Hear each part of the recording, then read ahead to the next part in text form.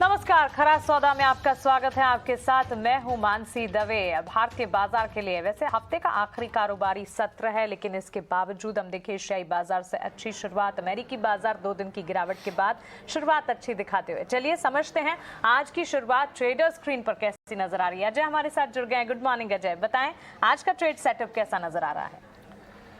Good morning Mansi. देखिए, आज का ट्रेड सेटअप तो लास्ट आवर ट्रेड में ही बढ़िया हो गया था, तो आज तो हम गैप अप के साथ ओपन होने वाले हैं। तो एक यूएस में एक्चुअली एक बहुत सॉलिड इंट्राडे रिकवरी दिखी, जिसका फायदा आज आपको एसजीएक्स निफ्टी में 200 पॉइंट के गेन में नजर आ रहा है। लेकिन इंडियन मार्केट ने पहले ही सेटअप फ्रेश लॉन्ग्स का कर लिया था लास्ट आवर ट्रेड में। दूसरी तरफ एफआईएस की जो बिकवाली है वो जारी तो रही, लेकिन उसका क्वांटम कम होकर करीब 500 करोड़ ही केवल रह गया। इधर डीआईएस तो ऑफकोर्स लगातार खरीदारी कर ही रहे हैं। और अब हम निफ्टी की जो रेंज की बात कर रहे हैं वो 16,600 से 17,000 तक की रेंज की बात कर रहे हैं। तो 200-250 पॉइंट करते करते रेंज खिसकती जा रही है ऊपर, और इसीलिए आपको हमने कल सुबह आपको बताया था कि इंटरडे फॉल के अंदर आप खरीदारी करें। आपने वो की और आपने देखा मार्केट डेज हाई पे बंद हुआ। आज ही मैं यही कहूँगा, पहले 1 घंटे के ट्रेड में आप वेट करें। आज गैप अप है, कल के बीटीएसटी ट्रेड जैसे ही सेटल हो रहे होंगे और आपको नेक्स्ट 1-1.5 घंटे के अंदर एक 50, 60, 80 पॉइंट की इंटरडे डिप मिलती है, फिर आप पोजीशन बनाना शुरू करें, क्योंकि मोमेंटम स्ट्रांग है, ट्रेंड स्ट्रांग है और आपको 17,000 तक के लिए एक छलांग लगाने का मौका दिखाई दे रहा है। और अगर आप बाजार में भी देखें तो चर्निंग अच्छी हो रही है, रिलायंस का साथ आ रहा है, आईटी में पुल बैक्स आ गए जैसे हमने बताया। तो एक एक करके बाजार के कंपोनेंट्स जो है वो काफ़ी स्ट्रांग है इस समय, और ये मंदी करने वाला समय नहीं है। केवल बिक्वारी पे आप लॉन्ग करें। आउट परफॉर्मेंस स्मॉल और मिड कैप में भी जारी है। तो पूरा टेक्सचर जो है बाजार का वो इस समय बाय ऑन डिप्स हो रहा है, क्योंकि वहाँ विदेशी बाजार काफ़ी स्टेबलाइज कर गए, संभल गए। वहाँ पे पुल बैक आता है, यहाँ पुल बैक आता है, यहाँ पुल बैक आता है, आपको यहाँ पे एंट्री लेनी है। तो इस तरह का ट्रेडर स्क्रीन आज सुबह नजर आ रहा है मानसी। इनफैक्ट डिम्पी भी वापस आ गए। डिम्पी की तबीयत नासाज थी, अब वो अपनी तबीयत ठीक करके आ गए और हरे हरे स्क्रीन के ऊपर देख रहे हैं। अब बताइए डिम्पी जी, क्या रेंज एफएनओ वाले ट्रेडर्स क्या कर रहे हैं? देखिए, मार्केट के अंदर तेज़ी है, इसमें कोई दो राय नहीं है, लेकिन एफ&ओ के हिसाब से अगर आप देखेंगे तो कोई बहुत एग्रेसिव पोजीशंस एफआईज की तरफ से ना ही उनकी तरफ से बिकवाली की हुई है, ना ही डीआईज ने बहुत एग्रेसिव खरीदा भी है बाजार के अंदर। वो भी एक रेगुलर ही चल रहा है। आप अपनी स्क्रीन पर इस समय देख पा रहे होंगे, जो कल सिर्फ खरीदारी हुई है डीआईज की तरफ से मात्र 130 करोड़ रुपए के आसपास की हुई है।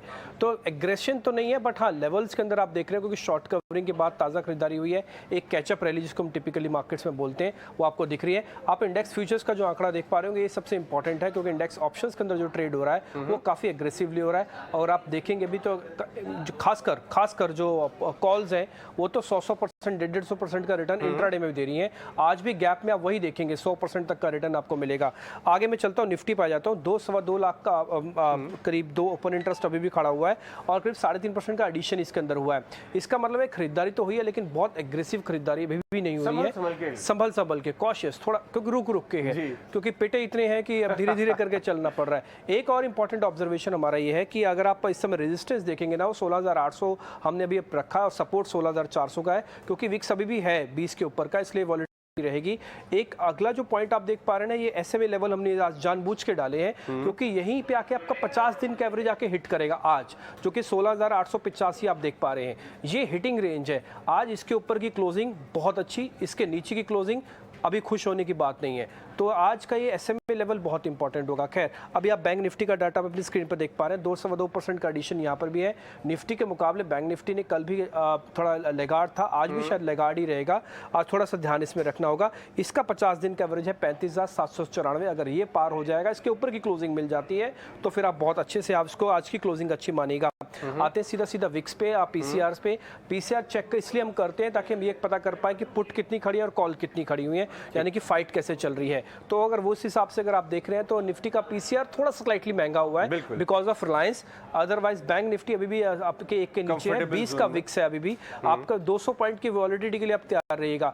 ये अगर 24 का विक्स होता ना आ जाए तो आज मार्केट जो खुलता ना उसके बाद और चलाता, क्योंकि 20 का विक्स है, इसलिए गैप के साथ सारा विक्स का मोमेंटम खत्म हो जाएगा। इसलिए आप जो भी कह रहे थे ना सुबह की, जब आपको मौका मिले तभी आप तब आप लेना। ये गैप में हड़बड़ाहट के साथ नहीं लेना, क्योंकि विक्स अभी 20 का है, 24 का विक्स होता आपको ओके हो जाता। खैर आगे आता हूँ कॉल पुट पे। 16,700 की कॉल के अंदर खरीदारी हुई है। इसका मतलब है कि आप 700 आराम से आज आप पार कर लेंगे, शायद टिका भी देंगे। लेकिन 16,800 850 के आसपास आके थोड़ा सा आपको डाउट देना पड़ेगा, क्योंकि वहाँ पे 50 दिन कैसे में भी है, वो एक रेजिस्टेंस भी काम करेगा। एक और बात है जो ट्रेडर्स को भूलनी नहीं चाहिए, कल शाम को ओपेक की कमेंट्री आई, उसके बाद भी क्रूड ऑयल जो है वो 118 चला गया। उन्होंने कट की बात की, सऊदी ने प्रोडक्शन बढ़ाने की बात की, सॉरी, उसके बाद भी क्रूड ऑयल 118 बंद हुआ है, लगातार रैली करता चला जा रहा है। और एक और बात है कि बहुत इंपॉर्टेंट है कि माइक्रोसॉफ्ट की भी कल गाइडेंस अच्छी नहीं आई थी, उसके बावजूद भी नेस्डेक 2.5% जाके रिबाउंड किया नीचे से, काफी अच्छा। तो जब आप बुरी खबरों को निगलेक्ट करने लग जाए तो इसका मतलब अच्छी बात नहीं के अंदर थोड़ा आपको ध्यान रखने की जरूरत है। ये चलिए आगे चलते हैं, इन सारी मैटर्स के ऊपर हम बात करेंगे। हमारे साथ खुशवोरा, चिराग कबानी और मिस्टर रत्नापाल की भी जुड़ गए हैं हमारे साथ स्क्रीन पे। हम उसको स्क्रीन ठीक कर लेते हैं, उसके बाद आएंगे। ये देखिए ओपेक का बड़ा फैसला आया, उसके बाद भी चालू हो गया बाजार, क्रूड बाजार रैली करता ही रहा। खुश, गुड मॉर्निंग खुश।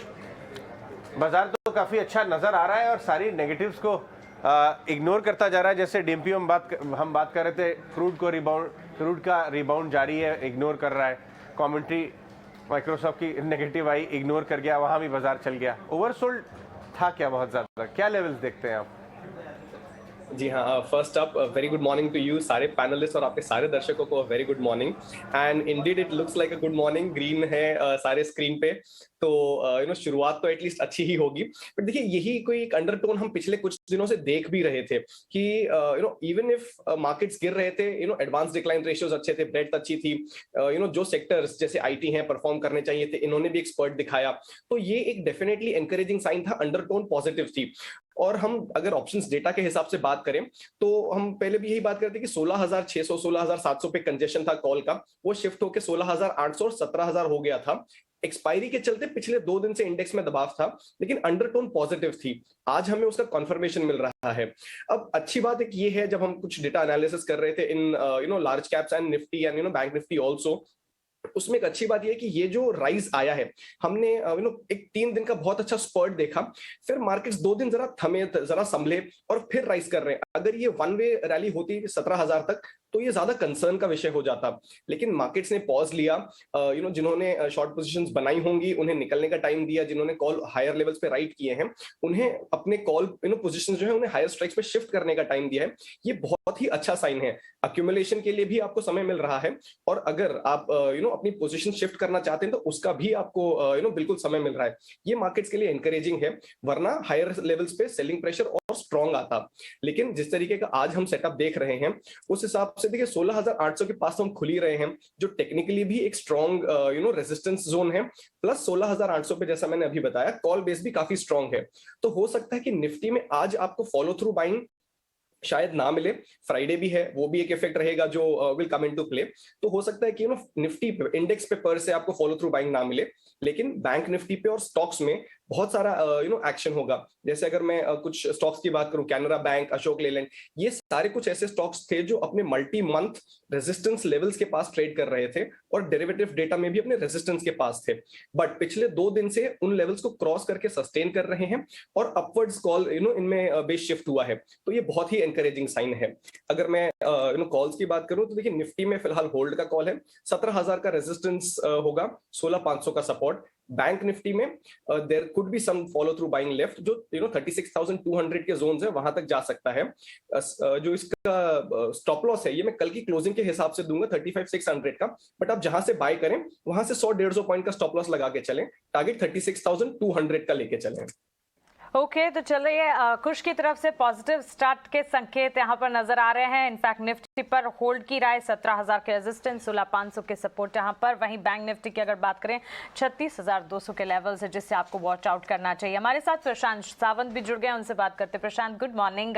बाजार में सेंटिमेंट्स जिस तरह से ग्लोबल मार्केट से मिल रहे हैं उन्हें पॉजिटिव साइड है, काफी हद तक ये भी मानना है कि 17,000 तक के लेवल्स की कोशिश की जा सकती। क्या लगता है आपको, शुरुआत कैसी होगी? 17,000 तक के लेवल्स देख पाएंगे आज? हाँ जी, good morning and good morning to all the panelist. सभी दर्शकों को नमस्कार। तो अगर आप देखें तो मुझे लग रहा है कि सबसे अहम लेवल जो होगा वो 16,880 होगा। सोमवार को जब हम मिले थे तब मैंने एक लेवल कहा था 16,680। बिल्कुल यही से हम बार बार घूम रहे हैं, हमने 16,700 भी नोट नहीं किया है। तो मेरे हिसाब से अभी 16,880 बहुत अहम होता है। अगर हम इसके ऊपर निकल जाते हैं तो नेक्स्ट लेवल जो मुझे एक अहम रेजिस्टेंस लग रहा है वो है 17,050 से लेके 17,100 का। वहां तक हम बहुत कंफर्टेबली जा पाएंगे, बट इसके बीच में जो हर्डल है जैसे कि मैंने कहा वो 16,880 है। तो निफ्टी के लिए अगर हम गैप अप ओपन होते हैं, मेरे पास रिवॉर्ड ज्यादा दिखाई नहीं दे रहा है। उसी के सामने अगर बैंक निफ्टी में देखूं तो मुझे अगर ये 35,850 के ऊपर मिले 40-50 पॉइंट में, तो मैं इसमें लॉन्ग जाना चाहूंगा विद स्टॉप लॉस बिलो 35,500 यानी 35,450 के रेंज में। टारगेट में देख रहा हूँ 36,500 का। मुझे लग रहा है कि इसमें इंडसइंड बैंक और आईसीआईसीआई बैंक बहुत अहम कंट्रीब्यूटर्स हो सकते हैं।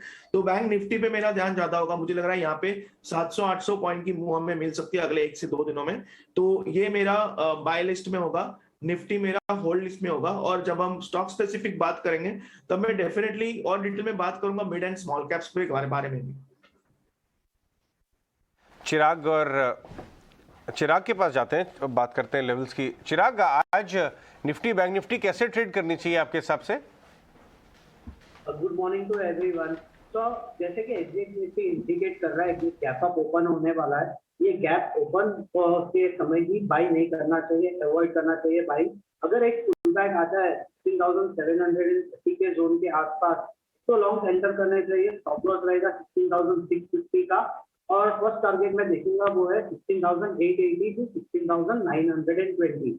अगर कोई ऑलरेडी पोजिशनल लॉन्ग होल्ड करता है और यहाँ पे पुल बैक मिलता नहीं है इंट्राडे में और मार्केट कंटिन्यूस रैली करता है और अपर लेवल ऑफ 16,880 टू 16,920 पे जाएगा, तो ये लेवल पर मैं अपने सारे के सारे पोजिशनल लॉन्ग को बुक कर दूंगा और नेक्स्ट वीक के लिए वेट करूंगा। ये लेवल पर मैं फ्रेश शॉर्ट नहीं करूंगा या फ्रेश लॉन्ग नहीं करूंगा, जो एग्जिस्टिंग पोजीशन है उनको बुक करने की कोशिश करूंगा।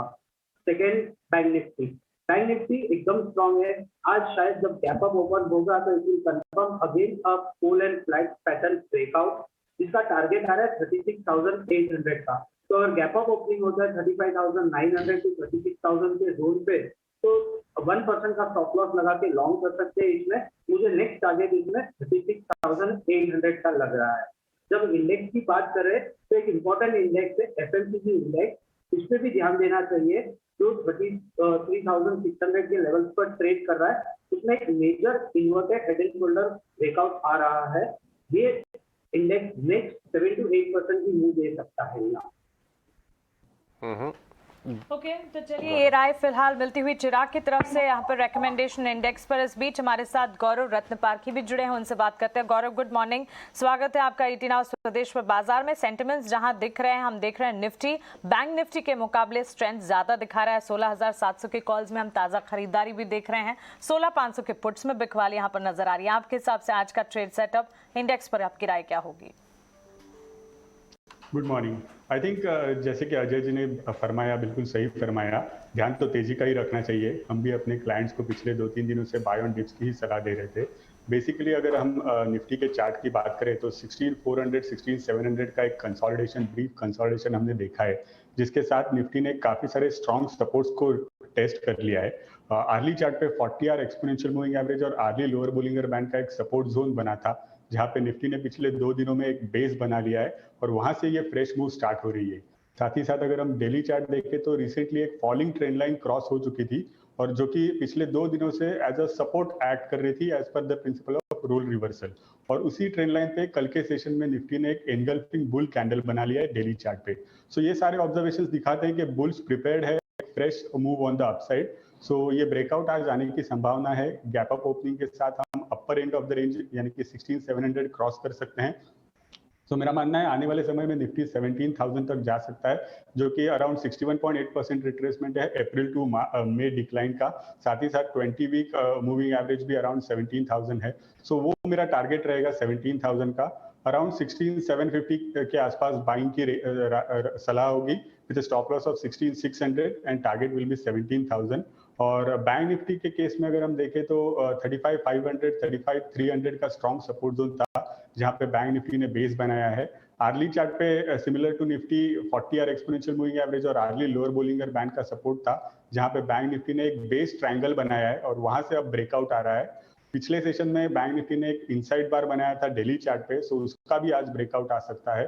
मोमेंटम इंडिकेटर्स भी पॉजिटिव है। इनफैक्ट बैंक निफ्टी और निफ्टी दोनों के केस में अर्ली मोमेंटम इंडिकेटर्स जो है वो एक फ्रेश साइकिल स्टार्ट करने जा रहा है। सो मेरा मानना है कि बैंक निफ्टी में भी काफी अच्छी अपसाइड हो सकती है। 36,500 का टारगेट रहेगा और स्टॉप लॉस रख सकते हैं 35,600 का।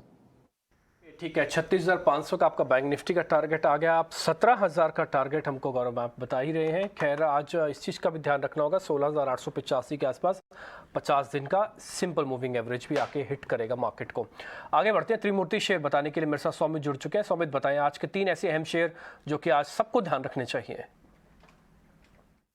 त्रिमूर्ति स्टॉक्स में आज पहले तो हमें कॉपर माइनस पे फोकस रखना होगा, हिंदुस्तान कॉपर, वेदांता जैसी कंपनीज, क्योंकि कॉपर का जो प्राइसेस है वो न्यूयॉर्क एक्सचेंज में करीब 5.2% से इंक्रीज़ हो गया है, जो कि सबसे बड़ा राइज है सितंबर 2015 से लेके अब तक। अब ये प्राइसेस बढ़ने के पीछे का कारण ये है कि मार्केट की एक्सपेक्टेशंस है कि जो डिमांड है कॉपर का वो बढ़ जाएगा, क्योंकि चाइना जैसी कंट्री लॉकडाउन से अब बाहर आ रही है, तो कि और चाइना वर्ल्ड का टॉप कॉपर कंज्यूमर है, तो ज़्यादा डिमांड होने के कारण ये प्राइसेस में ग्रोथ हमें देखने को मिली है। अब हमने न्यूयॉर्क प्राइस स्टॉक एक्सचेंज के प्राइसेस इसलिए लिए हैं क्योंकि लंदन मेटल एक्सचेंज थर्सडे और फ्राइडे को बंद है, तो इसी दम पे कॉपर माइनर्स आज फोकस में रहेंगे। उसके अलावा GR इंफ्रा प्रोजेक्ट्स एक और कंपनी है जो फोकस में रहेगा, क्योंकि कंपनी ने एक अग्रीमेंट एग्जीक्यूट किया है NHI के साथ, जहाँ पे उन्होंने एक नया ऑर्डर विन है, इनफैक्ट 1600 करोड़ रुपए के आसपास का, जिसकी वजह से उनका जो ऑर्डर बुक है अब वो 21,000 से 22,000 करोड़ के आसपास हो जाता है, जो कि 2.7 टाइम्स है सेल्स के सामने अगर हम देखते हैं, तो काफ़ी एक बड़ा ऑर्डर विन है GR इंफ्रा के लिए, और उनका ऑर्डर बुक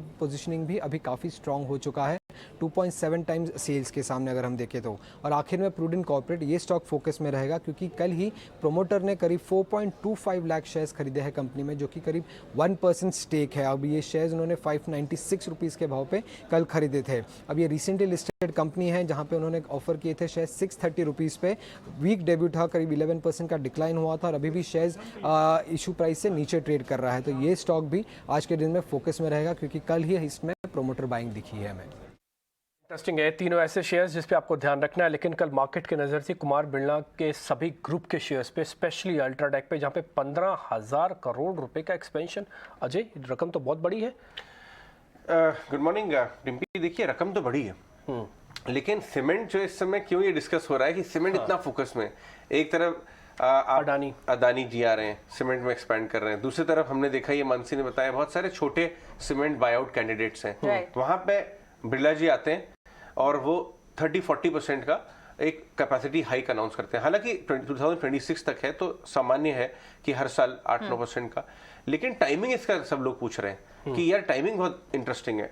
कुछ डेटा लेके आते हैं हम आपको दिखाने के लिए कि करंट कैपेसिटीज अल्ट्राटेक की और दूसरी कंपनी की कितनी है और किस हिसाब से वो बढ़ती जा रही है। अगर हम ग्रिड लेके आए तो आपको ये तैयारी कर रहे हैं बिग कैपेक्स फ्लो की आगे चलते हुए। और मैं आपको बताऊं कि अभी कुछ महीने पहले हमने एक कमेंट्री सुनी थी, एक पूरी स्पीच कुमार जी ने दी थी और उसमें यही पॉइंट बोला था कि ये जो डेकेड है ये इंडिया की कैपेक्स डेकेड है। और वो बाइट में सुनवाऊंगा आपको। ये देखिए कैपेक्स, जैसे ही उन्होंने ये बोला उससे कुछ महीनों में आपने देखा कि एक एक करके उनकी कंपनीज, चाहे वो हिंडाल्को हो, उन्होंने कैपेक्स अनाउंस किया, अब अल्ट्राटेक ने भी किया।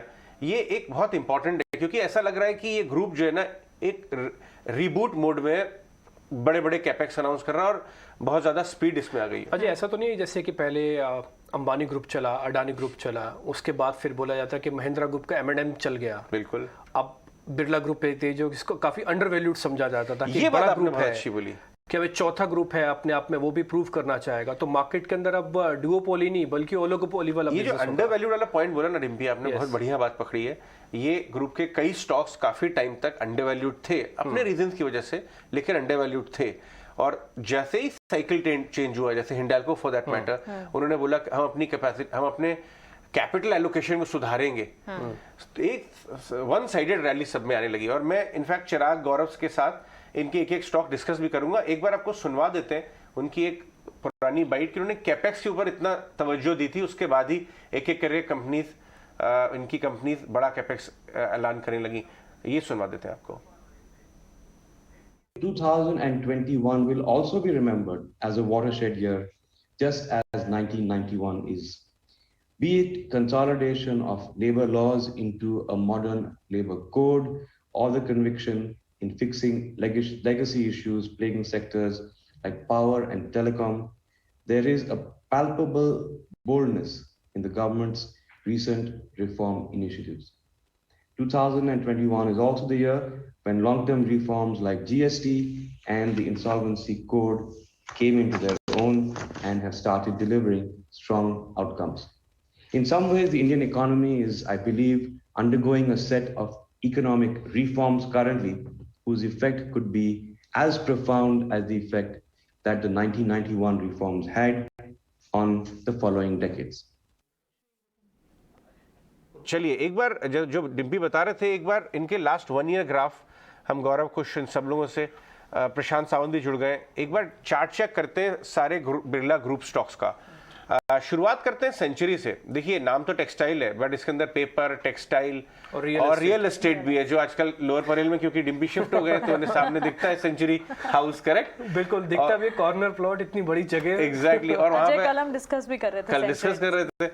देखिए कल तो डेज हाई बंद हुआ था, लेकिन एक बार प्रशांत से समझते हैं। प्रशांत, सेंचुरी टेक्सटाइल कल काफी बड़े लेवल पे था, अच्छे वॉल्यूम के साथ इंटरेस्ट आ रहा है, चार्ट्स पे कैसे देखते हैं आप?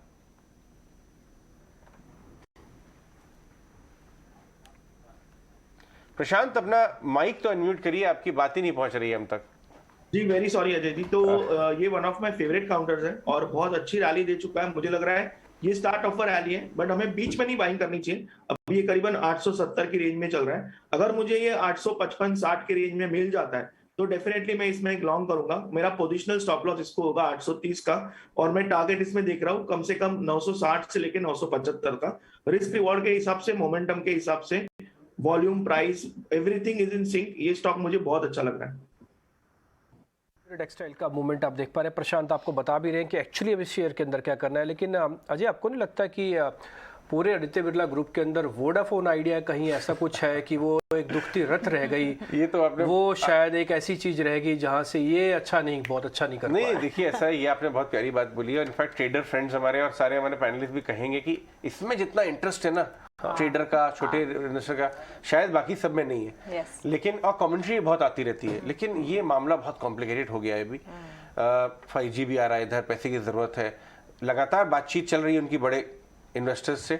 बड़ा पैसा कुछ अगर आ जाए तो बात ऐसा तो नहीं होता कि इन्वेस्टर ऐसा सोचते हैं कि इनका पैसा जो ये कमा रहे हैं वो वोडाफोन में बर्न कर रहे हैं? ये फियर था मार्केट का, उन्होंने साफ दिया, उसके बाद ही ग्रासिम चलना शुरू हुआ था। लेकिन बाकी सारे स्टॉक्स पे अगर आप नजर डालिए इनके डिम्पी टेक्निकली, तो I think they are doing well. बिल्कुल बिल्कुल। तो वोडाफोन तो एक अलग ही स्टोरी यहाँ पर साबित होती हुई दिख रही है। लेकिन इस बीच जहाँ अल्ट्राटेक की हम बात कर ही रहे थे, कंपैरिजन इनके पिछले अगर केपेक्स से हम करने की कोशिश करें, FY21 में 6527 करोड़ का जो केपेक्स था, उसके बाद 12886 करोड़ का। अब ये जो लेटेस्ट केपेक्स जो अभी 12886 यानी कि ऑलमोस्ट 13000 करोड़ का है। टोटल इनके केपेक्स 19400 करोड़ के केपेक्स ये प्लान कर रहे हैं और 42 मिलियन टन पर एनम की कैपेसिटी यहाँ पर। कंपेटिटर्स की अगर बात करें, क्योंकि हमने देखा है कि अडानी के होलसिम के जो होल्डिंग स्टेक थे ACC अंबुजा में, उसके ठीक बाद अब सीमेंट स्पेस में काफी हद तक कंपटीशन बढ़ी। अब ये भी खबरें आ रही हैं, ब्रोकरेज रिपोर्ट्स भी आ रही हैं कि अन्य सीमेंट कंपनियां जो हैं वो भी केपेक्स प्लान बढ़ा सकती हैं। बिल्कुल। आइए वापस जाते हैं और एक बार इनके ग्रुप के और स्टॉक्स पे चेक कर लेते हैं। चिराग, हिंडाल्को को कैसे देखते हैं आप?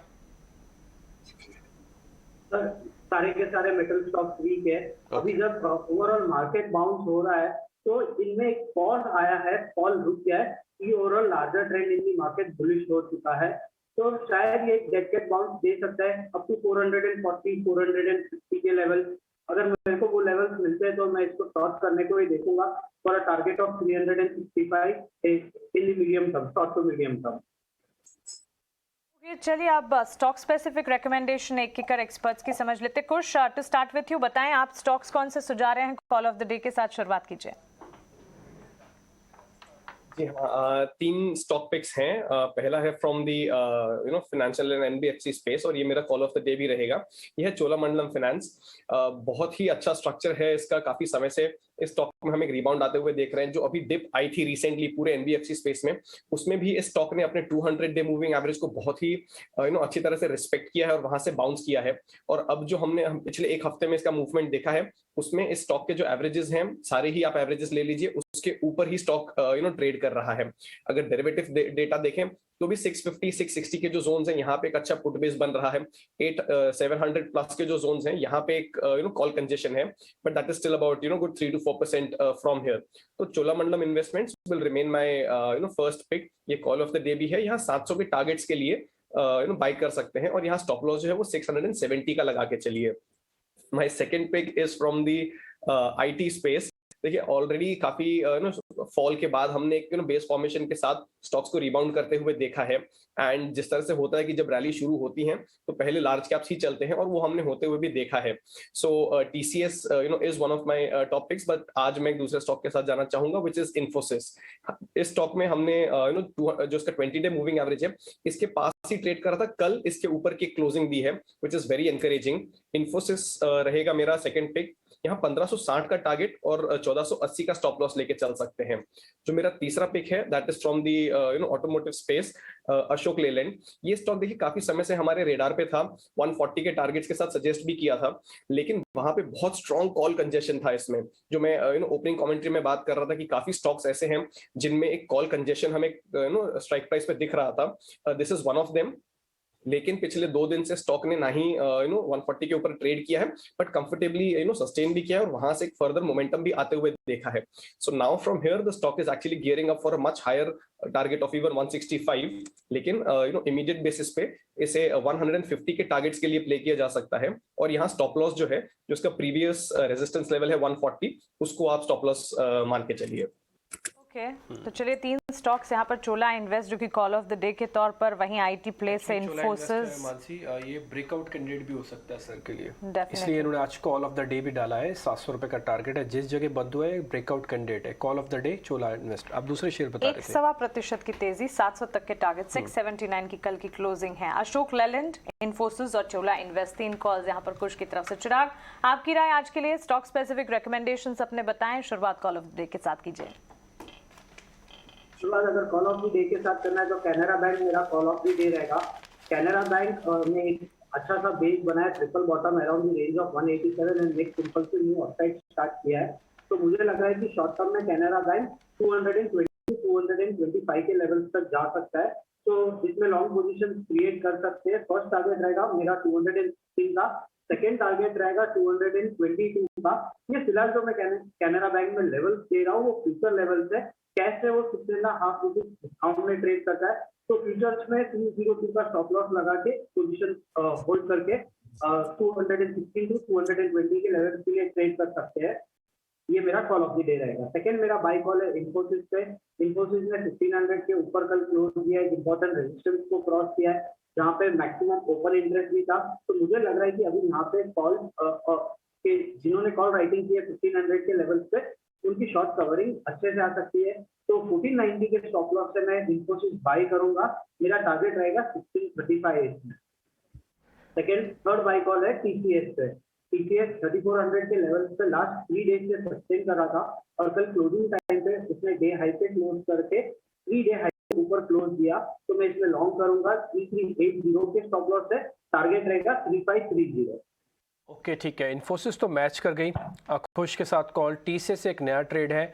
वैसे अगर आप कल गौर से देखेंगे ना तो बाजार 105 पॉइंट निफ्टी बढ़ा है, और उसमें जो 3 शेयरों का कंट्रीब्यूशन है, जिसमें रिलायंस, इन्फोसिस और टीसीएस, उनका कंट्रीब्यूशन 120 पॉइंट का है। कल निफ्टी बढ़ा 105 पॉइंट, कंट्रीब्यूशन आया 120 पॉइंट का। तो इन्फोसिस और टीसीएस अपने आप में रिलायंस के अलावा दूसरे 2 इंपॉर्टेंट कैंडिडेट थे जो आज दोनों एक्सपर्ट्स की लिस्ट में आ गए हैं। एक तो इन्फोसिस आ गया और टीसीएस आ गया। इन्फोसिस तो बकायदा मैच कर गया। अब आते हैं सीधा मिस्टर सावंत के पास। प्रशांत, आपकी तरफ से आज के 3 सौदे कौन से हैं? डिम्पी जी, 1 मिनट बात करना चाहूंगा कि हम अप्रैल मई में बात करें, मार्केट बहुत चौपी है। इसी जोन में हमारे ही शो पे हमने मिड और स्मॉल कैप्स में ऐसे शेयर दिए हुए जो कि कम से कम 50 से 60% रिटर्न दे चुके हैं। अभी पिछली बार जब हम आए थे तो हमने एचबीएल पावर की बात की थी 74 पे, वो कल 101 हो गया। तो मेरे हिसाब से हमें इस सेक्टर में बहुत ध्यान रखना होगा अगले 6 महीनों के लिए। यहाँ पे बहुत अच्छे जेम्स जिसे कहते हैं मिल रहे हैं। तो आज के लिए मेरा फर्स्ट पिक होगा एक फ्रंटलाइनर बैंक जो होगा इंडसइंड बैंक। मैं इसको लेना चाहूंगा with stop loss below 915 for a target of around 1020। मुझे लग रहा है ये स्टॉक एक बहुत अच्छी ब्रेकआउट की कगार पे खड़ा है, तो इंडसइंड बैंक मेरा फर्स्ट पिक होगा। सेकंड पिक मेरा होगा जो एक बहुत अच्छे ट्रेंड लाइन ब्रेकआउट से डेली चार्ट पे आया विद वॉल्यूम्स, वो होगा रेलिगेयर, और मैं इसको लेना चाहूंगा थोड़ा सा ऊपर, यानी conditional buy above 138, stop loss रखूंगा 129 पे, और मेरा टारगेट इसमें होगा 155 से लेके 160। मुझे लग रहा है ये स्टॉक बहुत स्ट्रांग मूव के लिए रेडी है, थोड़ा सा ऊपर और निकल जाए हम इसमें बाय करेंगे। और मेरा call of the day as well as last call होगा एक बहुत ही अच्छा ब्रेकआउट कैंडिडेट जो वॉल्यूम के साथ ब्रेकआउट दे चुका है, वो होगा एलिकॉन। एलिकॉन को मैं लूंगा with stop loss at 205 for a target at 275। Elecon Engineering के अंदर का ज़बरदस्त मूवमेंट आया। आप नीचे देखेंगे परसेंटेज में, आपको इंट्राडे चार्ट भी बार एल्कॉन इंजीनियरिंग का दिखाएंगे। 12 से 13% चला है शेयर। अब आपको 275 तक का नया टारगेट है। कल का वॉल्यूम, कल का प्राइस दोनों नोटिसेबल था। और एक कल खबर जो अजय ने आपको विस्तार से बताई थी, मैनेजमेंट से भी चर्चा हुई थी, वो थी Religare enterprises. One time settlement था अजय जी हाँ डीपी। अगर आप देखिए रेलिगेयर एंटरप्राइजेस का भाव आ गया है 122 125 के आसपास, 135 हो गया कल चलने के बाद।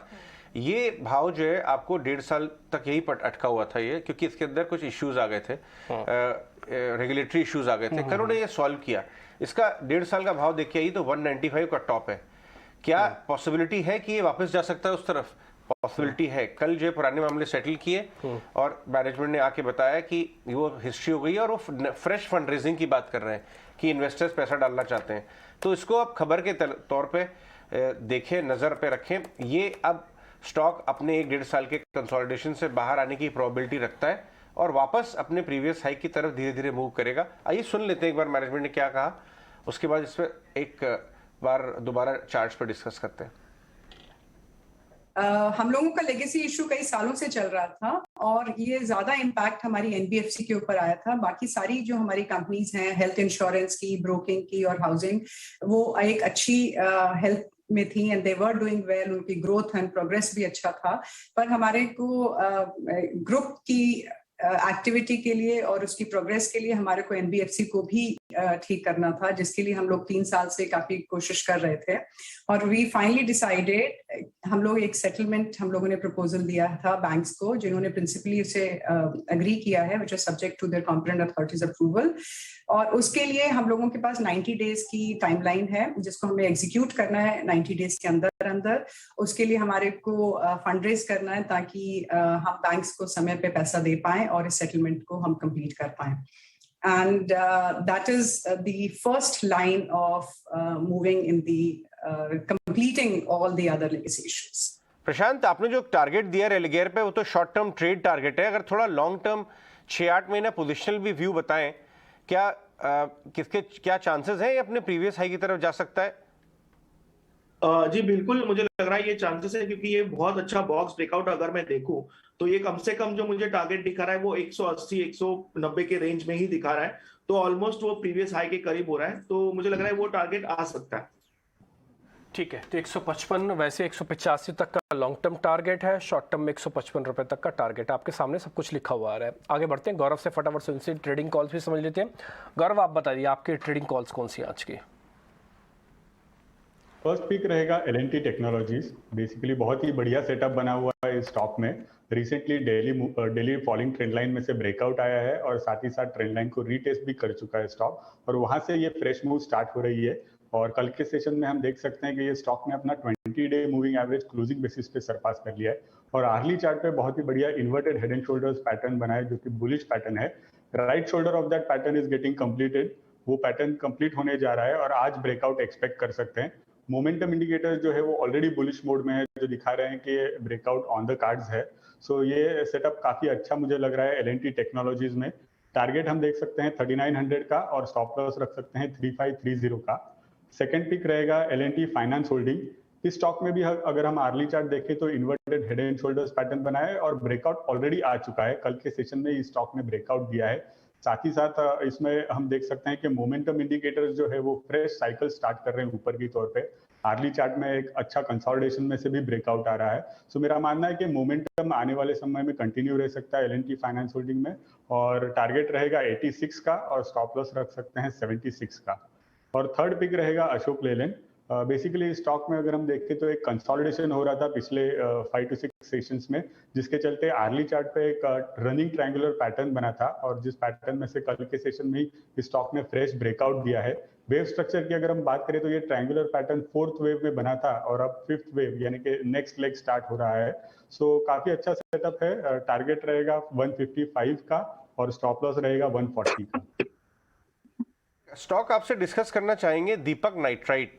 कल शाम को एक काफ़ी ख़राब इंसिडेंट हो गया उनके प्लांट में, क्योंकि ये बाज़ार को बहुत पसंदीदा स्टॉक है। ये देखिए एक ब्लास्ट हुआ और इसके विजुअल्स भी आए और हमने बाद में मैनेजमेंट से बात भी की। इनफैक्ट उन्होंने एक स्टेटमेंट भी जारी किया। आप इसको चार्ट्स पे अपने देखिए, हम आपको तब तक बता देते हैं। मैनेजमेंट ने कहा कि कोई भी कैजुअल्टी नहीं है फॉर्चुनेटली, लेकिन वो इस समय प्लांट को रेस्टोर करने में लगे हुए हैं। सारी टीम ऑन ग्राउंड फैसिलिटेट कर रही है और वो अपने सारे स्टेक होल्डर्स से बात कर रहे हैं। लेकिन जो भी कहिए, बड़ा प्लांट था, इनका इंपॉर्टेंट प्लांट है। करीब 78,000 मेट्रिक टन का यहाँ पे प्रोडक्ट्स बनते हैं, 65 प्रोडक्ट बनते हैं लगभग। लेकिन ये डिम्पी, ये जो आपका दीपक नाइट्राइट स्टॉक है वो ट्रेडर फेवरेट है। बिल्कुल। अगर आप इसका 5 ईयर ग्राफ देखेंगे तो ऊपर में 3200 रह चुका है, नीचे में 1300-1400 पे गया था। ये देखिए ऊपर में 3000 का भाव, अभी ये 2000 पे है। तो अगर कुछ प्रेशर आता है नेगेटिव, जो कि बहुत स्वाभाविक है, तो गौरव आपको लगता है दीपक नाइट्राइट में एक पोजिशनल ट्रेड के हिसाब से एंटर करना चाहिए? क्योंकि इनके रिंग तो अच्छी चल रही है, कोई दिक्कत नहीं है स्ट्रक्चरली, बट सेंटिमेंट खराब हो सकता है इसके चक्कर में। आज क्या लेवल्स देखेंगे? जी बिल्कुल। पिछले कुछ दिनों में हम देखें तो एक अच्छा पुल बैक हमने देखा है स्टॉक में, लेकिन अब ये रेजिस्टेंस के करीब ट्रेड कर रहा है। अराउंड 2070 2080 का रेजिस्टेंस जोन है और जैसे कि आपने कहा कि इसमें न्यूज भी थोड़ा खराब आया है, सो एक डिप जरूर आ सकता है, लेकिन डिप पे बाय की सलाह होगी। अराउंड 1980 1950 के रेंज में अगर ये स्टॉक मिलता है तो इसमें बाय करके सकते हैं और स्टॉप लॉस आप रख सकते हैं below daily lower Bollinger band जो कि अराउंड 1860 का है। सो अराउंड 100 रुपए का स्टॉप लॉस रहेगा एक पोजिशनल ट्रेड के हिसाब से अगर कोई देख रहा हो तो। और ऊपर की ओर मेरा मानना है कि आने वाले समय में ये अपना 200 DMA भी टेस्ट कर सकता है जो कि अराउंड 2280 तक का है। सो पोजिशनल ट्रेडर्स के लिए बाय ऑन डिप्स की सलाह होगी। 1980 1950 के जोन में स्टैगर्ड बाइंग कर सकते हैं, स्टॉप लॉस ऑफ 1860 और ऊपर की ओर 2280 के टारगेट्स रहेंगे। 200 वाला शेयर 2000 कैसे होता है, दीपक नाइट्राइट को देख के देखा जा सकता है कि बहुत पुराने नहीं है। 2019 से ही आप ये चार्ट देख पा रहे हैं और आज 2022 के भी मिड में हम खड़े हैं और आप 200 से शेयर 2000 हुआ, पहला पॉइंट। दूसरा पॉइंट, जो कल धमाके की जो तस्वीरें देख पा रहे होंगे, आपको कुछ वैसा ही ध्यान आ रहा होगा जब एक बार एक पोर्ट था, शायद ईरान का पोर्ट था, जहाँ पे नाइट्रेट का बहुत जोरदार धमाका हुआ था और बहुत वो पार होता है। अच्छा, बहुत जोरदार होता है धमाका। ये आप जो है ना बचपन में आपने दिवाली बनाइए, पटाखे बहुत जलाए, इसलिए आपको ये बात ध्यान रहेगा। नहीं, मेरे को इसलिए ध्यान आ रहा है क्योंकि कल जो इनकी ना अलग अलग कैमरे से अलग अलग तस्वीरें थी, लोगों ने मोबाइल से खींची ना तस्वीर, 5 अलग अलग एंगल्स की तस्वीरें थी। केमिकल का मामला है, केमिकल में अगर धमाका तो बहुत जोर से होगा। बट मैं बहुत खुश हुआ ये जान के कि भैया कोई कैजुअलिटी नहीं है। यस, और क्योंकि ये सब मामला बड़ा रिस्की हो जाता है। बिल्कुल। एनीवेज, तो चलिए, बड़ौदा के प्लांट में धमाका हुआ, 7 वर्कर्स हॉस्पिटलाइज जरूर हुए और इनफैक्ट कैजुअलिटी कोई नहीं हुई है। और अगर इनके मैक्स रिटर्न्स की बात करें जो हम देख रहे थे, दीपक नाइट्राइट यहाँ पर 100x रिटर्न्स देखने को मिल रहे हैं। 10 इयर्स मैक्स। मैंने उनके साथ एक बातचीत की थी, आपने 100 ईयर रिटर्न कैसे बनाए 10 साल में। आप वो YouTube पे जाके वो देखिएगा, क्योंकि मैनेजमेंट ऐसा क्या करता है कि स्टॉक 100x हो जाता है 10 इयर्स में, राइट? आप देखिएगा, फंडामेंटल्स मजबूत है, वैसे कर्ज मुक्त है, यहाँ पर ऑलमोस्ट डेट फ्री कंपनी है, लेकिन इस खबर के चलते आज स्टॉक में एक नेगेटिव इंपैक्ट दिखना पूरा यहाँ पर अनुमान हम लगाकर चल रहे हैं। लेकिन चलिए, त्रिमूर्ति स्टॉक्स हमने डिस्कस किया, अभी त्रिमूर्ति स्टॉक्स पर हमारे टेक्निकल एक्सपर्ट्स की राय जान लेते हैं। हिंदुस्तान कॉपर, वेदांता और हिंडाल्को, तीनों स्टॉक्स पर खुश, आपकी राय हम जानना चाहेंगे, क्योंकि बेस मेटल्स की चाल जो है उसमें एक इम्पैक्ट आता हुआ दिखा है। न्यूयॉर्क में कॉपर की कीमतें जो हैं उसमें करीब 5.2% की बढ़ोतरी यहाँ पर होती हुई दिखी है। सितंबर 2015 के बाद की ये सबसे बड़ी बढ़त है। हिंदुस्तान कॉपर के चार्ट्स अगर देखिए, कल भी ये स्टॉक परफॉर्म कर रहा था। साथ ही वेदांता में भी कल हमने एक बाइंग का मोमेंटम देखा था। हिंडाल्को का स्टॉक जिस तरह से हम देख रहे हैं ट्रेड करता हुआ यहाँ पर, इनफैक्ट तीनों स्टॉक्स पर आपकी राय, कुछ आप बताएं। जी हाँ, हिंदुस्तान कॉपर का स्ट्रक्चर काफी पॉजिटिव है। इसमें अगर हम अगर हम पिछले कुछ दिनों का डेटा देखें तो काफी स्ट्रॉन्ग मोमेंटम आया है, इसके इंडिकेटर्स भी काफी पॉजिटिव टर्न हुए हैं। एक माइनर रेजिस्टेंस है व्हिच इज एट 6.5 107, जिस पे इसकी कल क्लोजिंग भी हुई है, इसी पे एक माइनर रेजिस्टेंस है, नॉट अ बिग वन, लेकिन अगर ये टेक आउट कर जाता है तो फिर यहाँ पे एक और अच्छी बड़ी रैली की हम एक्सपेक्टेशन कर सकते हैं। यहाँ पे जो इसके अगले टारगेट बन के आ रहे हैं इमीडिएट बेसिस पे, दैट इज एट 112 जोन्स, उसके ऊपर फिर 121 के targets will come into play, जहां पे इस स्टॉक का 200 डे मूविंग एवरेज भी प्लेस्ड है। तो हिंदुस्तान कॉपर स्ट्रक्चर बहुत पॉजिटिव है, फ्रेश एंट्री यहां से भी की जा सकती है। वेदांता की बात करें तो जो मेटल पैक में हम सेलिंग प्रेशर देख रहे हैं, ये उसका फिलहाल उतना बड़ा कैंडिडेट नहीं है, बिकॉज इसमें बाइंग आई है और फॉलो थ्रू बाइंग भी हम देख रहे हैं। स्टॉक पिछले कुछ दिनों से कंसोलिडेशन वाले जोन में है, लेकिन it's still on the upswing. इसका जो एक रेजिस्टेंस लेवल बन रहा है वो इमीडिएट बेसिस पे 327 के जो जोन्स हैं वहां पे बन रहा है। बिकॉज रेजिस्टेंस के इतना क्लोज है, मैं इसे फिलहाल बाय करने की सलाह नहीं दूंगा। इसे 325 320 जोन्स के आसपास ट्रेड ट्रैक करिए। अगर इनके ऊपर जाता है तो फिर 337 के 388 के जो टारगेट 338 के जो टारगेट्स हैं उनके लिए इसमें एंट्री ली जा सकती है, तो कंडीशनल बाय होगा।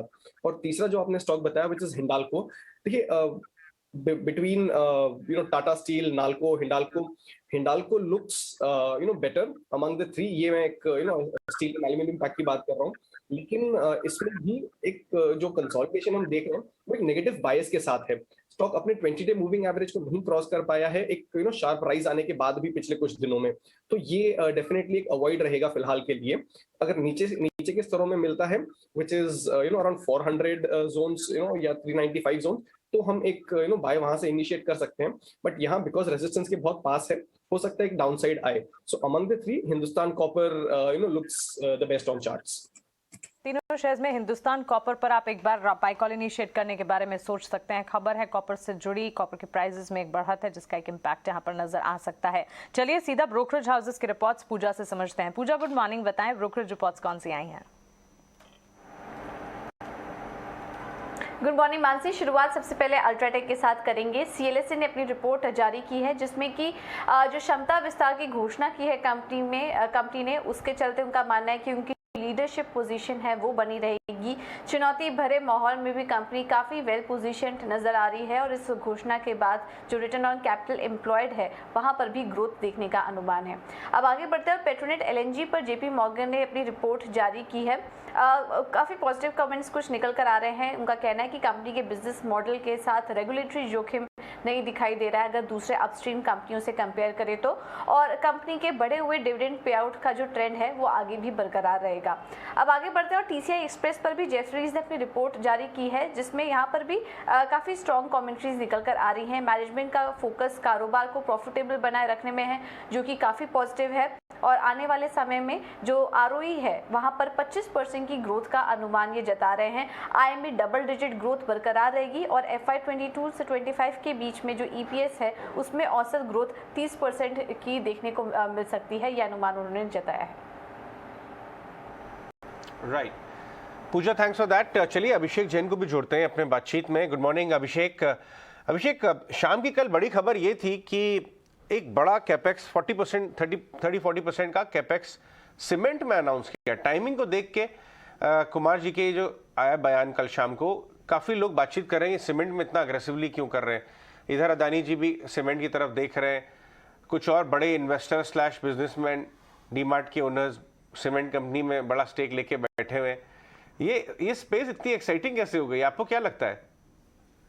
जिस हिसाब से गवर्नमेंट का आज की आगे जाके अभी तक गवर्नमेंट, देखिए आप अजय एक चीज समझनी चाहिए कि कॉर्पोरेट केपेक्स अभी तक स्टार्ट ही नहीं हुआ है राइट नाउ, और जैसे जैसे कॉर्पोरेट केपेक्स स्टार्ट होगा, नेक्स्ट ईयर इलेक्शन ईयर है और इंफ्रास्ट्रक्चर का अभी जैसे जैसे गवर्नमेंट स्पेंडिंग बढ़ेगी FY 23 और 24 में, और आगे जाके मोदी जी ने बोला भी है कि राइट नाउ इंफ्रास्ट्रक्चर पे काफी ज्यादा फोकस रहेगा, तो ये एक बहुत बड़ा पॉजिटिव है। और ये सीमेंट सेक्टर में after Adani deal obviously Kumar Mangalam Birla अपना जो लीडरशिप है उसको मेंटेन करना चाहते हैं, और इसी कारण से उन्होंने ये अनाउंसमेंट किया है आगे जाके।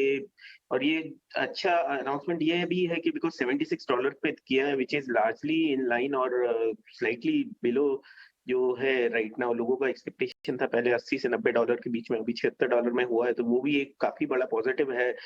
आगे जाके ये जाके सीमेंट इंडस्ट्री इटसेल्फ में कंसोलिडेशन होगा और आगे इसको बेनिफिट मिलेगा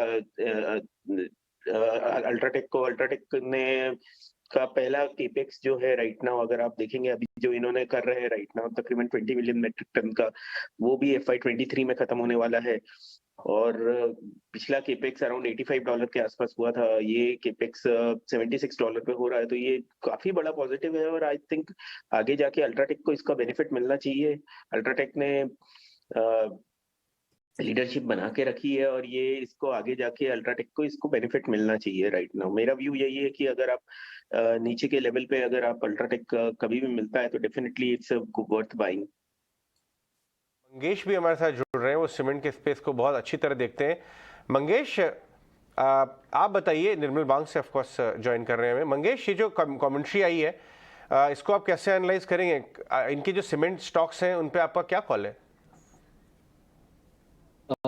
तो अल्ट्राटेक ने बहुत ही सरप्राइजिंगली बड़ा अनाउंसमेंट किया है कैपेक्स का। So 22 million is a very big announcement.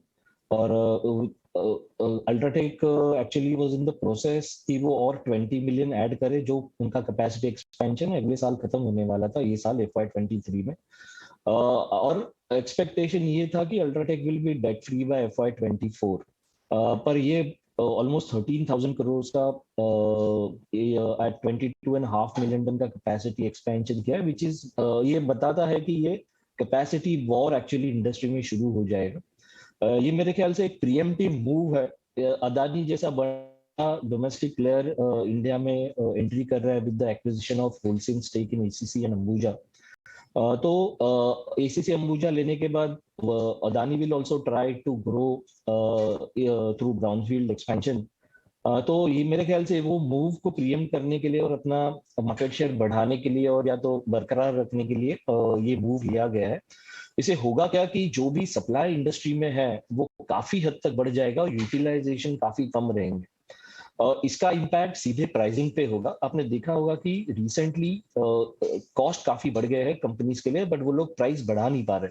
और उसका रीजन यही है कि there is a increase supply in the market, मतलब कैपेसिटी बहुत ज्यादा है डिमांड से।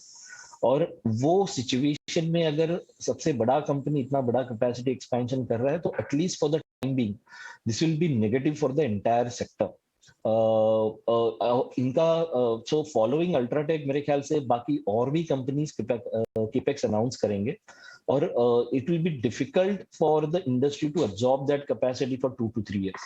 तो मेरे को लग रहा है कि कंपनी के लिए तो ये बहुत ही for the company it's a nice move, but for the stock, मतलब स्टॉक्स के लिए मेरे को नहीं लगता है कि it is a positive. And I think we should see some softness और basically pessimism in the stock for some time. Thanks Mangesh, आपने सीमेंट पर और इनफैक्ट अल्ट्राटेक पर अपनी राय दी। ऑफकोर्स ये सीमेंट ये कंपनी के लिए ओवरऑल ग्रोथ की अगर बात करें ऑफकोर्स अच्छी खबर है, लेकिन सीमेंट स्पेस में इससे प्राइसिंग वॉर भी क्रिएट होता हुआ दिख सकता है। डिमांड पर भी एक इम्पैक्ट जरूर पड़ता हुआ हम देखेंगे, यही अनुमान एक्सपर्ट्स की तरफ से आते हुए नजर आ रहे हैं। GR इंफ्रा प्रोजेक्ट्स, अभिषेक आपसे इस स्टॉक पर राय जानना चाहूंगी। कंपनी लगातार ऑर्डर विंस के चलते चर्चा में रहती है। ताज़ा खबर ये आती हुई दिख रही है कि कंपनी की सब्सिडरी NHAI प्रोजेक्ट के लिए करार होता हुआ दिखा है। करीब 1577 करोड़ के प्रोजेक्ट्स के लिए यहाँ पर एक डील होती हुई नजर आई है। 21,800 करोड़ की कंपनी की मौजूदा ऑर्डर बुक है। GR इंफ्रा की अगर बात करें, कल करीब 2% की अपमूव्स के साथ ये स्टॉक ट्रेड कर रहा था। आज के लिए न्यूज बेस्ड इम्पैक्ट तो है, टेक्निकल चार्ट चेक कर बताएं कैसा लग रहा है। अभिषेक, मेरे पास मैं चार्ट्स में नहीं दिख पाऊंगा। मैं चार्ट्स में मेरे पास अभी चार्ट टेक्निकल व्यू में आई थिंक टीम में कुछ और जो दूसरे लोग हैं वो ज्यादा बेहतर अभिषेक, आप फंडामेंटल रिसर्च कर बताएं, आपको GR इंफ्रा प्रोजेक्ट्स कैसा लग रहा है? तो GR इंफ्रा अगर आप देखेंगे राइट नाउ जो आप बोल रहे हैं 21,000 करोड़ की ऑर्डर बुक है, ये ऑर्डर बुक काफी स्ट्रांग है। और ये एक सबसे बड़ा कंपनी ने जो IPO किया था उसके बाद कंपनी ने डेट रिडक्शन भी किया है और इसके बाद नया ऑर्डर भी आ रहे हैं धीरे धीरे। ये क्वार्टर के नंबर भी देखेंगे तो रेवेन्यू 20% बढ़ा है और आगे जाके कंपनी का जो इंटरेस्ट रेट का इन्होंने मैनेजमेंट ने भी दिया है कि जो ऑर्डर बुक है धीरे धीरे they will be increasing it only. They have very good L1 pipeline also. तो ये ऑर्डर के बाद भी मेरे को लगता है कि अगले 3 से 6 महीने में और भी ऑर्डर्स एक्सपेक्टेड हैं ये राइट नाउ स्टॉक में। मार्जिन्स में थोड़ा प्रेशर था पिछले क्वार्टर में, I think because of the input cost pressure. इसका थोड़ा इम्पैक्ट रहा था। गवर्नमेंट कंपनी ने FY23 में जो दिया है 5 से 10% का रेवेन्यू गाइडेंस का जो आगे जाके बोला है राइट नाउ, और उसका मार्जिन्स का 16% के आसपास बोला है। अगर वो कर लेते, वैल्यूएशन वाइज स्टॉक ठीक है राइट नाउ, और 20,000-21,000 करोड़ की जो ऑर्डर बुक है इसके लिए ये स्टॉक आई थिंक डेफिनेटली एक रडार पे रखा जा सकता है। थोड़ा सा कैपिटल गुड्स, थोड़ा आप रोड प्रोजेक्ट्स, मैंने ये जो देखा है राइट नाउ, कंपनीज Q2 में इतना अच्छा परफॉर्म नहीं करती है because of the execution delays, but definitely long term के हिसाब से आप पोर्टफोलियो में आप रख सकते हैं। बिल्कुल, तो चलिए लंबी अवधि के लिए पोर्टफोलियो में रखा जा सकता है ये स्टॉक। अच्छे यहाँ पर फंडामेंटल्स तो नजर आ ही रहे हैं और ऑर्डर विंस के चलते लगातार ये स्टॉक फोकस में भी नजर आ रहा है। GR infra projects news based impact आपकी टीवी स्क्रीन पर आप देख रहे हैं। खबर का एक इम्पैक्ट जरूर इस स्टॉक में देखने को मिल सकता है। कुश, आपसे गोदरेज इंडस्ट्रीज पर एक राय जानना चाहेंगे क्योंकि गोदरेज इंडस्ट्रीज से जुड़ी भी एक खबर आती हुई यहाँ पर नजर आ रही है। गोदरेज इंडस्ट्रीज की सब्सिडरी में फर्दर इन्वेस्टमेंट्स की खबरें हैं और ये फर्दर इन्वेस्टमेंट्स के बाद गोदरेज इंडस्ट्रीज का अपनी सब्सिडरी में हिस्सा जो है 92% बढ़ता हुआ दिखेगा। टोटल कंसिडरेशन करीब 685 करोड़ का कंपनी बनाकर चल रही है। कल के मूवमेंट हमने देखे करीब 2% के अपमूव्स के साथ इस स्टॉक ने ट्रेड किया था। आज के लिए राय क्या होगी? जी हाँ, देखिए बहुत ही अच्छे एक अपस्विंग में था स्टॉक काफी समय तक, बट अब जो रीसेंट मार्केट फॉल आई थी उसमें काफी शार्प डिक्लाइन से देखने मिले हैं। लेकिन अच्छी बात यह कि 460 के जो जोन्स हैं यहाँ पे स्टॉक ने एक अच्छा बेस बनाया है और अब अपना एक अपमूव शुरू किया है। इमीडिएट बेसिस पे 505 के जो लेवल्स हैं यहाँ पे स्टॉक में एक रेजिस्टेंस है जहाँ पे इसका 20 डे मूविंग एवरेज प्लेस्ड है। स्टॉक ने कल इसके ऊपर का एक स्पाइक दिखाया था बट उसके ऊपर क्लोजिंग नहीं दे पाया है, तो ये एक लेवल है जो मैं इमीडिएट बेसिस पे वॉच करूंगा। लेकिन यहाँ पे पे ऑफ रेशियो देखिए काफी अच्छा बैठ रहा है। 460-465 का जो लेवल है इसका आप स्टॉप लॉस लगा के चलिए एंड 505 के टारगेट्स के लिए प्ले करिए। 1:1 ये जरा उससे बेटर है, लेकिन अप ट्रेंड फिलहाल स्टॉक का पॉजिटिव है एंड ओवरऑल स्ट्रक्चर जो इसका हम देख रहे हैं पिछले 3 से 6 महीने से अगर हम कंपेयर करें तो पॉजिटिव ही है।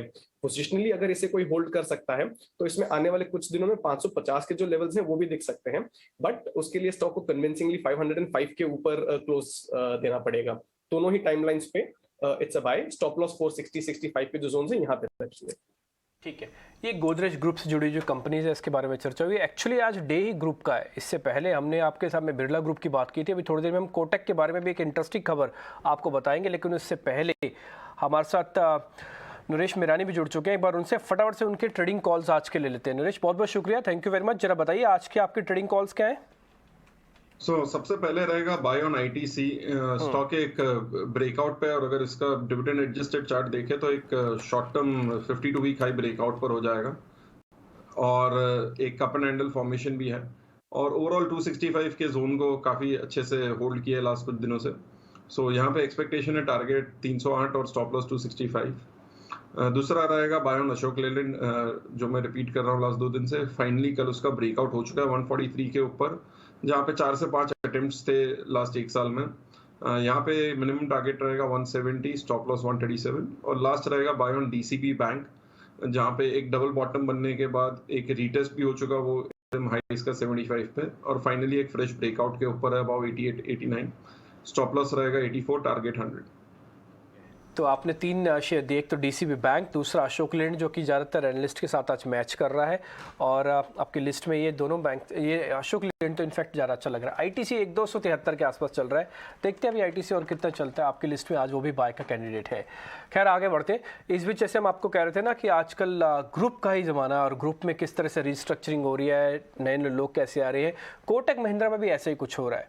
उदय कोटक के बारे में आपको सबको पता होगा, लेकिन जय कोटक उनके बेटे हैं। ये उदय कोटक जय कोटक का पूरा मामला क्या है ये अजय को भी पता है। अजय आपको विस्तार से बताएंगे। अजय, जय कोटक उदय कोटक दोनों की तस्वीरें हैं, जरा समझाइए क्यों दिखाइए। देखिए आजकल क्या हो रहा है कि मार्केट में काफी चर्चा हो रही है सक्सेशन प्लानिंग को लेके कोटक महिंद्रा बैंक में। हालांकि समय है अभी दिसंबर 2023 तक, करेक्ट, लेकिन आपको पता है कि इतनी बड़ी जिम्मेदारी का चेंज जो है ना अचानक तो होगा नहीं। अटकलें होंगी, कुछ सीनियर्स प्रमोट होंगे, इनकी तैयारी चालू होगी। जो भी कैंडिडेट्स आइडेंटिफाई किए हैं, ये प्रोबेबल कैंडिडेट्स, एक ही कैंडिडेट हो जरूरी नहीं है। तो ये चर्चा काफी चल रही थी बाजार में। तो मैंने कल शाम को कोटक महिंद्रा बैंक के बोर्ड मेंबर और गवर्निंग काउंसिल कमेटी के मेंबर मिस्टर केवीएस मनियन से बात की इस मैटर के ऊपर, और मैं छोटी सी झलकी सुनवाऊंगा पूरी बात। हालांकि वो होलसेल बैंकिंग देखते हैं, कैपिटल मार्केट देखते हैं, इंस्टीट्यूशनल बोर्ड के मेंबर तो हैं ही, बहुत बहुत सीनियर आदमी है। यू नो, इनफॉर्मली लोग उनको उदय कोटक का राइट हैंड ही बोलते हैं, राइट। तो ये उनकी इंपॉर्टेंस है। 25 साल 27 साल से बिल्ड की उन्होंने ऑर्गेनाइजेशन साथ में उदय जी के। उन्होंने एक बड़ी अमेजिंग बात कही कि जय कोटक अभी अक्रॉस डिपार्टमेंट्स काम कर रहे हैं। कोई भी बड़ी जिम्मेदारी अगर आगे चल के मिलती है तो ये बोर्ड का डिसीजन होगा, समय पे लिया जाएगा। लेकिन जो बात उन्होंने कही जो मेरे को एकदम उतर गई, वो उन्होंने कहा कि उनके स्किल सेट पे और उनकी कैपेबिलिटीज पे, मेरिट पे उनका आंकलन होगा जैसे और दूसरे कैंडिडेट्स का होगा। उन्हें कोई स्पेशल ट्रीटमेंट नहीं मिलेगा, कोई बायस नहीं रहेगी। तो वो बड़ी इंटरेस्टिंग मुझे बात लगी। एक छोटा सा आपको झलकी सुनवाते हैं और बड़ी कॉन्वर्सेशन लेटर, लेकिन आप छोटी झलकी सुनिए। मिस्टर उदय कोटक दिसंबर 23 तक सीईओ हैं और अभी काफी टाइम है, और जब at the right appropriate time board और कोटक का नॉमिनेशन, एनआरसी जिसे कहते हैं, नॉमिनेशन एंड रेम्युनरेशन कमेटी और बोर्ड ये डिसीजन लेंगे, और आप वेट कीजिए उसका, तभी उसके बारे में बात की जा सकती है। जय कोटक पहले इन्वेस्टमेंट बैंकिंग में काम किया उन्होंने थोड़े टाइम तक, फिर अभी कंज्यूमर बैंक में काम करते हैं। सो वो अपना करियर बिल्ड करने की कोशिश करेंगे, उनके मेरिट पे उनको आगे बढ़ाया जाएगा। ओके, तो चलिए यहाँ पर कोटक बैंक के बोर्ड मेंबर मिस्टर केवीएस मनियन के साथ एक्सक्लूसिव डिस्कशन आप देखेंगे आज 9:40 पर। ये आपने एक झलक देखी, लेकिन पूरा का पूरा डिस्कशन बस कुछ ही देर में आपकी टीवी स्क्रीन पर आप देखेंगे। 9:40 पर इस डिस्कशन के लिए हमारे साथ आप बने रहें। लेकिन अभिषेक, आपसे जानना चाहूंगी कोटक बैंक की सक्सेशन प्लानिंग की जहां पर हम बात कर रहे हैं, यहाँ पर अजय ने पूरी खबर भी हमें सुनाई, बोर्ड मेंबर से हमने बातचीत की एक झलक भी सुनी। कोटक बैंक की सक्सेशन प्लानिंग पर आप क्या कहेंगे? कोटक बैंक का स्टॉक आपको कैसा लग रहा है, ये बताएं। तो कोटक बैंक पे अगर आप देखेंगे नंबर्स वगैरह में तो अच्छा ही है राइट नाउ, और लास्ट क्वार्टर के नंबर्स ठीक ही थे। इसमें कुछ रिवर्सल भी किया था इन्होंने प्रॉफिट का, इस कारण से प्रॉफिट का नंबर थोड़ा बड़ा था। बट जय कोटक के बारे में बात करेंगे तो एक बेसिकली ये एक लार्जली लोगों को एंटिसिपेट था लास्ट फ्यू डेज से, जैसे आप बोल रहे हैं राइट नाउ। 89 ने ये बोला था। इसमें जय कोटक का अगर आज देखेंगे अभी 811 करके जो इनका एक एग्रेसिव इन्होंने ये spare heading that particular segment right now, जो इनका आरबीआई का ये कोटक बैंक का आगे जाके जो ग्रोथ स्ट्रेटेजी है, जिसका जो ऑनलाइन पुश है 811 करके, और वो उसके अंडर में ही काम चल रहे हैं। इसके अलावा वो डिफरेंट डिपार्टमेंट्स में भी जैसा आपने बोला है, ये एक अच्छा है, क्लैरिटी आएगी राइट नाउ, इन्वेस्टर्स के लिए भी अच्छा है, बिकॉज लोगों के पास यही था कि FY23 के बाद कौन। तो अगर ये हो रहा है राइट नाउ और जय कोटक अगर उसमें करते हैं तो उसके स्टॉक्स के लिए काफी पॉजिटिव। और देयर इज बीन, आज हमने देखा था कि पिछले कुछ दिन पहले न्यूज आई थी कि कुछ लोगों को जो सीनियर लोग हैं उनको एलिवेट किया है और उनको कुछ एडिशनल जिम्मेदारियां दी गई है। तो इसका कोटक बैंक के लिए पॉजिटिव ही है राइट नाउ, और मेरा व्यू यही है कि कोटक बैंक के लिए लॉन्ग टर्म में डेफिनेटली जय कोटक का है जो क्लैरिटी, जो उदय कोटक के बाद कौन वाला जो है क्वेश्चन मार्क, वो एक काफी पॉजिटिव रहेगा आगे जाके। तो व्यू पॉजिटिव ही है। बैंकिंग फाइनेंशियल सर्विसेज में हमारा व्यू पॉजिटिव ही है, maintaining Kotak bank remain among top picks, not in the top picks, but definitely among one of the picks. ठीक है, तो कोटक पे आपकी रिकमेंडेशन तो यहाँ पे आ गई है और मोटा मोटी आपको इसके बारे में आकलन भी लग गया होगा।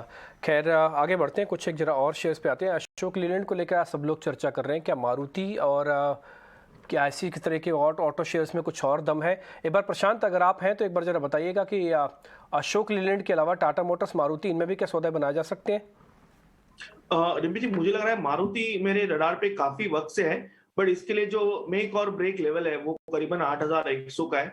हर बार यहाँ पे जाके ही ये टकरा रहा है। तो आज के रैली में मेरा ध्यान होगा कि इसके ऊपर क्या ये एक वीकली क्लोज देता है।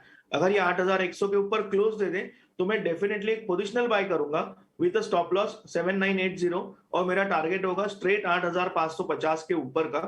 तो मैं उस ट्रेड के लिए एक वेट कर रहा हूँ। अगर मुझे ये लेवल मिल जाए तो डेफिनेटली मेरे लिए ये बाय लिस्ट में जाएगा। ये राय आपको मारुति सुजुकी पर मिलती है। और ऑटो बिक्री के आंकड़ों की अगर बात करें, पैसेंजर व्हीकल सेगमेंट में मारुति सुजुकी में करीब हमने मंथ ऑन मंथ बेसिस पर 7% के अप मूव्स देखे थे। क्लियरली पैसेंजर व्हीकल सेगमेंट में आउट परफॉर्मेंस नजर आई थी और उसमें भी M&M के बाद अगर देखें मारुति सुजुकी का नाम था, जहां पर बिक्री जो है करीब 7% मंथ ऑन मंथ बेसिस पर बढ़ती हुई दिखी। आज स्टॉक मूवमेंट किन लेवल्स पर होता है इस पर नजर रहेगी। इस बीच एक और खबर आती हुई दिखी है सीमेंट स्पेस से जुड़ी हुई। साउथ इंडिया में सीमेंट प्राइसेस जो हैं, यानी कि दक्षिण भारत में सीमेंट की कीमतें जो हैं वो बढ़ती हुई दिखेंगी। इनपुट कॉस्ट प्रेशर है जो कि लगातार सीमेंट स्पेस को हर्ट कर रहा है और इसी के चलते एक खबर सोर्सेस के सूत्रों के हवाले से हमारे सामने आती हुई दिखी है। तेलंगाना, आंध्र प्रदेश में करीब 20 से 50 रुपए प्रति बोरी सीमेंट की कीमतों में बढ़ोतरी की खबरें यहाँ पर आती हुई। सीमेंट स्पेस आज फोकस में है ही अल्ट्राटेक के केपेक्स प्लान के चलते। और जब निर्मल बैंक की एक रिपोर्ट भी हम देख रहे थे, उसमें भी ये कहा गया था कि प्राइसिंग वॉर इस खबर के बाद आता हुआ दिख सकता है।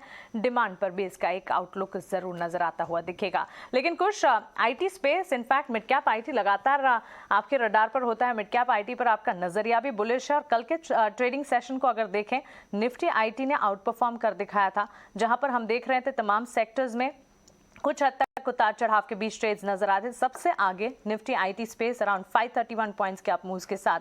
माइंट्री जैसा स्टॉक अच्छी तेजी दिखा रहा था। हमने देखा एम्फासिस जैसे स्टॉक में करीब 2-2.25% की बढ़त दिखी। आपकी राय, मिड कैप में कोई पिक चुनना अगर चाहें? जी हाँ, देखिए दो अच्छे स्टॉक्स जो कल मोमेंटम दिखा रहे थे, आपने दोनों ही बिल्कुल सही मेंशन किए हैं। तीसरा एक स्टॉक जो मैं इसमें ऐड करना चाहूंगा वो है परसिस्टेंट। देखिए अच्छा बेस बना के स्टॉक ने एक रन अप दिया है, बट पिछले कुछ दिनों से इसमें कंसोलिडेशन देखने मिल रहा है। ये एक अपना जो नेक्स्ट मूव है उसके लिए तैयार हो रहा है। This is yet to play that catch up trade. और हमें लग रहा है कि आज का जो सत्र है जिसमें आईटी ने अगर ग्लोबली देखें तो नैस्डैक ने बहुत अच्छा जंप दिखाया है। आईटी ऑन गोइंग फॉरवर्ड भी अच्छा परफॉर्म कर सकता है। So it's time for Persistent to catch up. और यहाँ पे जो इमीडिएट बेसिस पे टारगेट बन रहा है वो है आपका 3870 के आसपास का, which is about good 100 points from here. तो परसिस्टेंट एक स्टॉक होगा जो मेरे रेडार पे रहेगा। यहाँ पे अगर फ्रेश बाइंग इनिशिएट करते हैं तो 3740 के आसपास का स्टॉप लॉस लेके चलिए। ये प्योरली ट्रेडिंग पर्सपेक्टिव के हिसाब से है। अगर पोजिशनली इसे होल्ड कर सकते हैं तो 4000 के टारगेट भी ये स्टॉक आने वाले कुछ महीनों में दिखा सकता है। ओके, ठीक है। तो आप अभी आपको कुछ इंडिकेटिव टिक्स आना शुरू हो जाएंगे, आपकी स्क्रीन पर आ जाएंगे। 9:08 पे लेवल्स फ्रीज होंगे। अभी आप फिलहाल ये छोड़ सकते हैं क्योंकि 90 अंकों की आपको गिरावट फिलहाल अभी दिख रही होगी। लेकिन हाँ, अगर आपको थोड़ा स्टॉक स्पेसिफिक शेयर्स पे ध्यान रखना ही है तो कुछ एक शेयर्स भी हमने निकाले हैं जो कि कल के ब्रेकआउट कैंडिडेट भी बने थे। मैं जरा वो आपकी स्क्रीन पर वो लेके आता हूँ। अशोक लीलैंड तो आज सबकी लिस्ट में ही है। रेमंड्स कल करीब 20% ऊपर रहा था। फिनोलेक्स केबल करीब 12% ऊपर था। ये शेयर एक बार सारे वापस से दिखाइए आज, क्योंकि ये आज के भी क्या ब्रेकआउट कैंडिडेट बन सकते हैं। 2% रेमंड आज फिर से ऊपर खोल सकता है। अगर आप फिनोलेक्स केबल का भी भाव दिखा सकते हैं वो भी। और दूसरा एक रिलायंस इंडस्ट्रीज, कल अगर रिलायंस नहीं होता तो हो सकता है निफ्टी कल लाल निशान में चला जाता, क्योंकि मैंने आपको बताया जो कंट्रीब्यूशन है कल 3 शेयरों का, इन्फोसिस, टीसीएस और रिलायंस का, वो 120 पॉइंट का था और निफ्टी कल चला 105 पॉइंट नेट में। तो अब ये सारे शेयर्स ध्यान रखने होंगे। रिलायंस इंडस्ट्रीज एक बार जरा आप देखेंगे, खुश आपको ठीक लग रहा है क्या? आज भी चलेगा क्या? जी हाँ, एक्चुअली रिलायंस पे हमारी भी काफी डिस्कशन हुई है और कल भी हम यही मेंशन कर रहे थे। रिलायंस का स्ट्रक्चर पॉजिटिव है। ये स्टॉक आने वाले जो रैली है उसमें बहुत ही सिग्निफिकेंट कंट्रीब्यूशन ऐड कर सकता है। इनफैक्ट करना पड़ेगा, तभी ही जाके निफ्टी 17,200 के जो लेवल्स हैं उन्हें मीनिंगफुली क्रॉस कर पाएगा। और इसमें हर डिप एक बाइंग अपॉर्चुनिटी बन रही है। 2500 के आसपास हमने स्टॉक को गिरते हुए देखा था। That turned out to be a fabulous opportunity. किसी ने वहां लिया होता तो रिलायंस जैसे स्टॉक में आप करीब 10% बना रहे होते हैं very short span of time. So immediate basis पे अगर मैं देखूं तो इसमें जो यहाँ से टारगेट्स बनते हुए आ रहे हैं, ये 2850 के जो लेवल्स हैं, जो इसका प्रीवियस हाई था, वहां तक बन रहे हैं। अभी भी इसे बाय किया जा सकता है अगर कोई डिप मिलता है।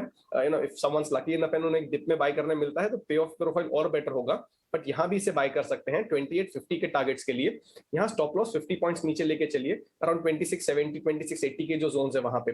पोजिशनली कोई इसे होल्ड करे तो 3000 to 3100 के जो लेवल्स हैं वहां तक भी ये स्टॉक आने वाले कुछ दिनों में जा सकता है। So all in all structure positive है, बाय हियर और ऑन डिक्लाइंस आल्सो। ओके ठीक है, 15 पैसे की एक मजबूती के साथ रुपया भी इस समय खुला है, तो इस पे भी आपको थोड़ा सा ध्यान रखना होगा। हालांकि रुपए की अब 10 पैसे 15 पैसे से कोई ज़्यादा फर्क नहीं पड़ रहा, क्योंकि मार्केट के अंदर इस समय 21-22 के विक्स के साथ साथ जो बाजार चल रहा है वो अपनी अलग ही थीम पे चलता हुआ दिख रहा है। एक बार आपको निफ्टी के लेवल्स में वापस से दिखाऊंगा, क्योंकि अब निफ्टी वापस हरे निशान में लौटा है। आज का सेटलमेंट हमको अगर 16,800 के नीचे मिलता है तो 16,885 50 दिन का एवरेज है, जहाँ पे आज मार्केट टकराएगा जाके। देखते हैं उसको कितना पार करता है। प्रोबेबिलिटी ये हाई हो सकती है, क्योंकि आज वीक का आखिरी दिन है, तो देखते हैं, हो सकता है आज शॉर्ट कवरिंग और तेजी से मार्केट के अंदर आती हुई दिखे। फिलहाल आज ओपनिंग में तो कम से कम 16,885 नहीं ब्रेक होता दिखेगा, उसके बाद इसके लेवल्स हम चेक करेंगे। निफ्टी के लिए आज 17,000 तक के लेवल्स की भी बात हो रही है। देखिए प्री ओपन में ही हम देख रहे हैं 16,658 16,600 के ऊपर यहाँ पर ट्रेड्स नजर आ रहे हैं। एक्चुअली होता क्या है कि जब मार्केट गैप के साथ खुलता है ना, तो नए ट्रेडर्स जिनको मार्केट के अंदर आना होता है वो एक नई खेप आ नहीं पाती है, तो उसका क्या एक वेट एंड वॉच होता है। अब 20-21 के विक्स के अंदर अगर आप मार्केट को 200 पॉइंट गैप के साथ खोल देंगे तो फिर बाजार के पास चलने के लिए कुछ रह नहीं जाता, क्योंकि 20-21 का जो विक्स है ये अलाउ ही करता है कि सिर्फ आप 200 पॉइंट ही चले। हाँ, 24 का विक्स होता तो आप ये कह सकते हैं बहुत जोरदार चलेगा और आपकी शॉर्ट कवरिंग आएगी। या आप इस समय वॉलेटिलिटी इंडेक्स तो अभी तो अनचेंज है, ये बाजार खुलने के साथ इसके चेंजेस होते हुए दिखेंगे। इसलिए आप ज्यादातर एनालिस्ट को भी आप देख भी पा रहे होंगे कि उनके टारगेट 16,800 17,000 तक के ही हैं। इससे ज्यादा किसी के भी बड़े टारगेट्स मार्केट के अंदर आएंगे नहीं, क्योंकि मार्केट के अंदर टिपिकली भी पुल बैक फेज के अंदर है। आप ग्रोथ और पुल बैक में थोड़ा फर्क होता है।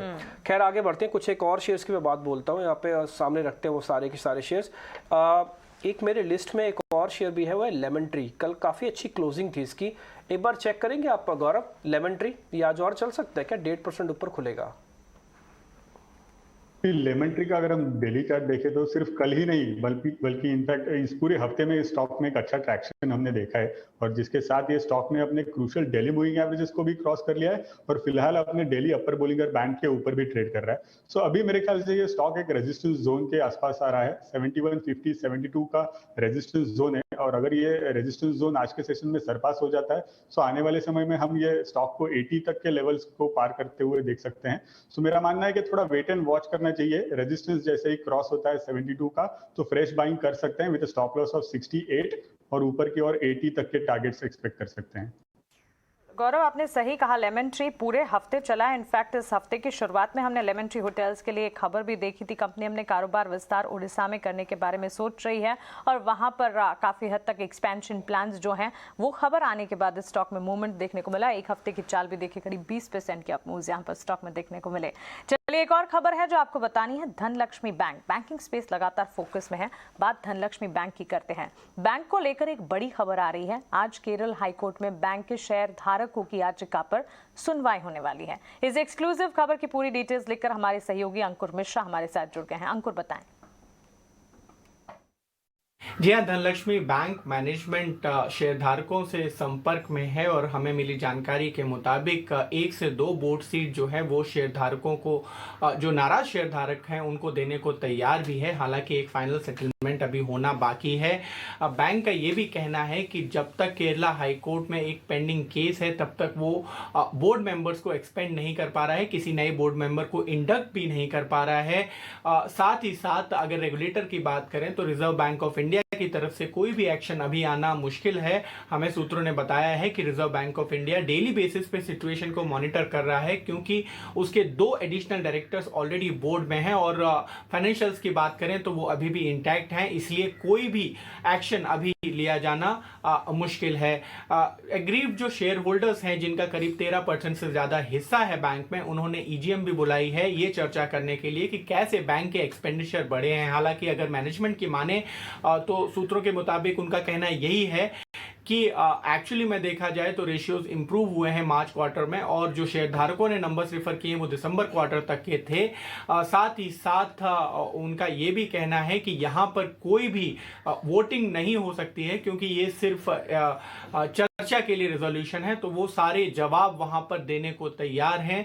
साथ ही साथ ये भी गिनाया कि जो कॉस्ट टू इनकम रेशियो है वो करीब 74% तक आ चुका है, जो पिछले साल 81% तक है। तो कॉन्फिडेंट है मैनेजमेंट कि वो शेयर धारकों से बातचीत करके ये मामला सुलझा सकता है। ठीक है, मैनेजमेंट को उम्मीद तो है कि शेयरधारकों के साथ बातचीत बन जाएगी और जो मामले अटके हुए हैं उसको थोड़ा आगे बढ़ जाएगा। 12 साढ़े 12 रुपये का शेयर है, मोमेंटम ज़्यादा आएगा नहीं, 10% का इसमें सर्किट भी है। तो देखते हैं अब इसमें क्या होता है। आज जो ज़रा बड़ा मूवमेंट तो खैर नहीं लगता है इसके अंदर। आगे बढ़ते हैं। इस बीच 2047 का भारत, यानी कि आज से अगर आप देखें तो 25 साल के बाद जो भारत आपको दिखेगा वो काफ़ी सुदृढ़ दिख सकता है। इसको लेकर हम एक खास कार्यक्रम भी आपके लिए लेके आएंगे ठीक 12:30 बजे। 2047 का भारत कैसे होगा इसकी एक रूपरेखा खींची जाएगी, क्योंकि देश अमृत महोत्सव मना रहा है और इसी अमृत महोत्सव की कड़ी के अंदर अगले 25 साल का पूरा रोड मैप सरकार रखना चाहती है और इसको लेकर हम आपके सामने एक खास पेशकश लेके आएंगे।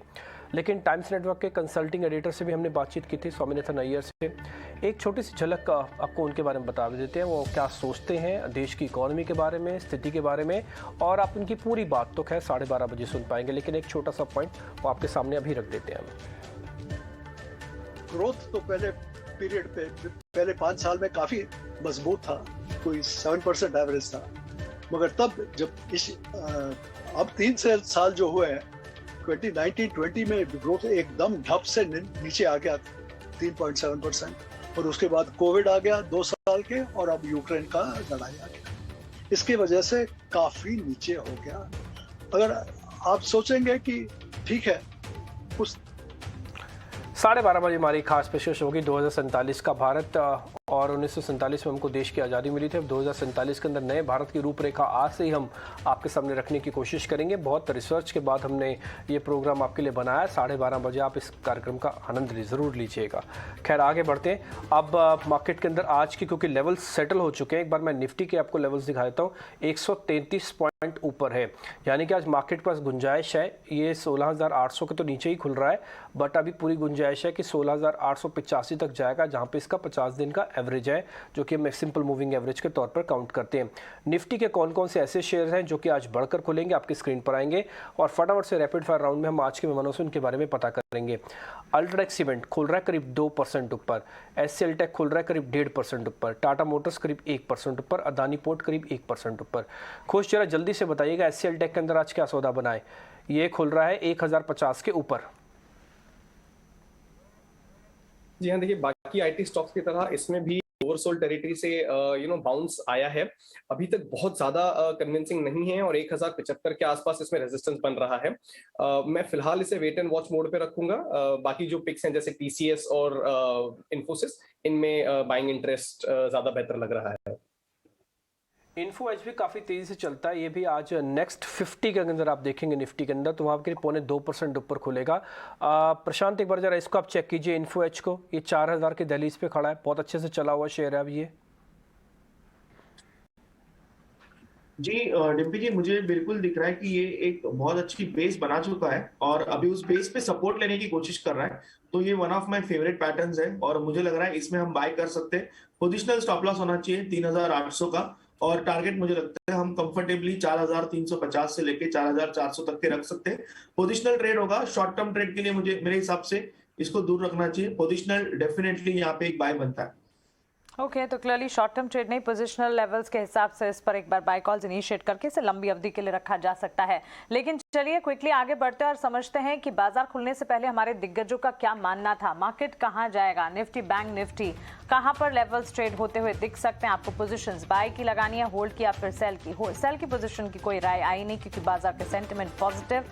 कुश का मानना है होल्ड पोजीशन इंटैक्ट रखें, नरेश भी होल्ड पोजीशन निफ्टी पर इंटैक्ट रखने की राय दे रहा है। हालांकि गौरव रत्नपारखी और नीलेश जैन दोनों खरीदारी की राय इन स्तरों पर भी दे रहे हैं। बैंक निफ्टी की अगर बात करें, निफ्टी के मुकाबले हमने देखा बैंक निफ्टी में कल के सत्र में परफॉर्मेंस जो थी थोड़ी ढीली नजर आई, लेकिन आज के सत्र में होल्ड पोजीशन इंटैक्ट रखने की राय नरेश ने बताई। कुश, गौरव और नीलेश की तरफ से अब भी यहां पर खरीदारी के मौके बनते हुए निफ्टी बैंक निफ्टी दोनों में सेंटिमेंट्स पॉजिटिव है। बाजार पर जिस तरह से प्री ओपन टिक्स हम देख रहे हैं, अच्छी बढ़त पर ट्रेड्स नजर आ रहे हैं, और साथ ही कुछ तमाम स्टॉक्स जिस पर ब्रोकरेज के रडार हैं, UltraTech, Petronet, TCI express, Bajaj finance, ZEEL, SBI जैसे स्टॉक्स पर नजर जरूर रखिए क्योंकि यहाँ पर हम देख रहे हैं बैंकिंग स्पेस फोकस में है, सीमेंट भी फोकस में है, और पेट्रोनेट एलएनजी खुश है। एक बार क्विकली अपनी राय दीजिए क्योंकि ओवरवेट रेटिंग जेपी मॉर्गन की तरफ से यहाँ पर आती हुई दिखी है।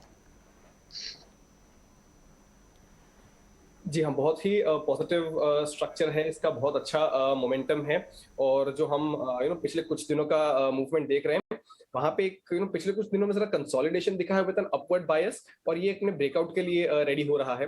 225 का जो इसका रेजिस्टेंस लेवल है, स्टॉक उसके जस्ट ऊपर ही क्लोज हुआ है, और अभी की जो इसकी ओपनिंग इंडिकेट कर रही है वो भी इस लेवल के ऊपर इंडिकेट कर रही है। ये भी एक पॉजिटिव साइन है। यहाँ से जो अगले रेजिस्टेंस लेवल्स बन रहे हैं ये 240 के आसपास के बन रहे हैं, तो उन टारगेट्स के लिए इस स्टॉक को बाय किया जा सकता है। यहाँ जो स्टॉप लॉस बनेगा आपका, ये 218 के जो लेवल्स हैं, जो इसका वीकली लो है, उसके पास लेके चल सकते हैं। 218 का लगा ये stop loss. Petronet LNG buy की लिस्ट में आगे कोशिश कीजिए, थोड़ा नीचे मिलेगा तो आपका रिस्क रोड बेहतर होगा। दीपक नाइट्रेट को एक बार जरा दिखाएं, करीब अभी 1.5 मिनट है मार्केट खुलने में, ये खुल रहा है 3% के आसपास नीचे। प्रशांत जरा देख के बताइए, 4.5% है इनफैक्ट, 95 रुपये नीचे खुलेगा, ये अपॉर्चुनिटी है या फिर और खिसकेगा थोड़ा नीचे की तरफ? दीपक नाइट्रेट निम्बी जी, अगर हम एक बेसिक टेक्निकल देखें तो ये जो रैली आई थी, ये एक डेली चार्ट पे गैप फिल किया, बिल्कुल गैप फिल होने पे ये न्यूज आई है। तो मुझे लग रहा है कि अब अगर हमें यहाँ से 4 से 5% नीचे मिलता है तो इसमें हमें बाइंग कर सकते हैं, क्योंकि और एक डेली गैप है, उसको हम यूज कर सकते हैं एज अ स्टॉप लॉस, और वो स्टॉप लॉस मेरे हिसाब से होना चाहिए 1900 का, यानी 1895 के करीब। तो ये एक रिस्क रिवॉर्ड के हिसाब से अच्छा ट्रेड मुझे लग रहा है, अगर हमें नीचे मिल जाए, और फिर हम इसको टारगेट रख सकते हैं करीबन 2100 के आसपास। का है, यानी कि आप एक गिरावट का फायदा उठा सकते हैं। 1900 का आपको स्टॉप लॉस लगाना होगा। जो ट्रेडर हैं उनके लिए स्टॉप लॉस है, इन्वेस्टर्स के लिए तो खैर बात ही अलग है, वो तो अभी बने ही रह सकते हैं, लेकिन ट्रेडर्स के लिए अगर कोई अपॉर्चुनिटी का फायदा उठाए, 1900 का लगाइए स्टॉप लॉस और ये चलता हुआ दिखेगा। एक बार आप कोटक ग्रुप का शेयर भी दिखाइएगा, कोटक महिंद्रा बैंक, क्योंकि सक्सेशन प्लान की बात हो रही है, जय कोटक की बात हो रही है। कोटक कितना खुल रहा है ऊपर? करीब 1 से 1.25% है। ठीक है, 30 सेकंड ही रह गए, नहीं तो मैं पूछता ज़रूर कि इसके अंदर क्या करना चाहिए। खुलने के बाद इसके बारे में देख लेंगे इसमें क्या करें। इसके अलावा आप दिखाइए बिरला ग्रुप के 2-4 शेयर्स। कल सेंचुरी अच्छा चला था, अल्ट्राटेक के कैपेक्स की खबर आई है, एक बार वो कहाँ पे सेटल हुए हैं। 0.25% तो अल्ट्राटेक है। सेंचुरी भी एक बार दिखाई दीजिए, इसी ग्रुप की कंपनी कल काफ़ी अच्छी चली थी, 1 से 1.5% है। हिंडाल को भी एक बार आप दिखा दो, क्योंकि मेटल्स का शेयर है। नहीं, आज सेंचुरी टेक्सटाइल के अंदर जो अपडेट होकर आ रहा है वो रेड में आ रहा है।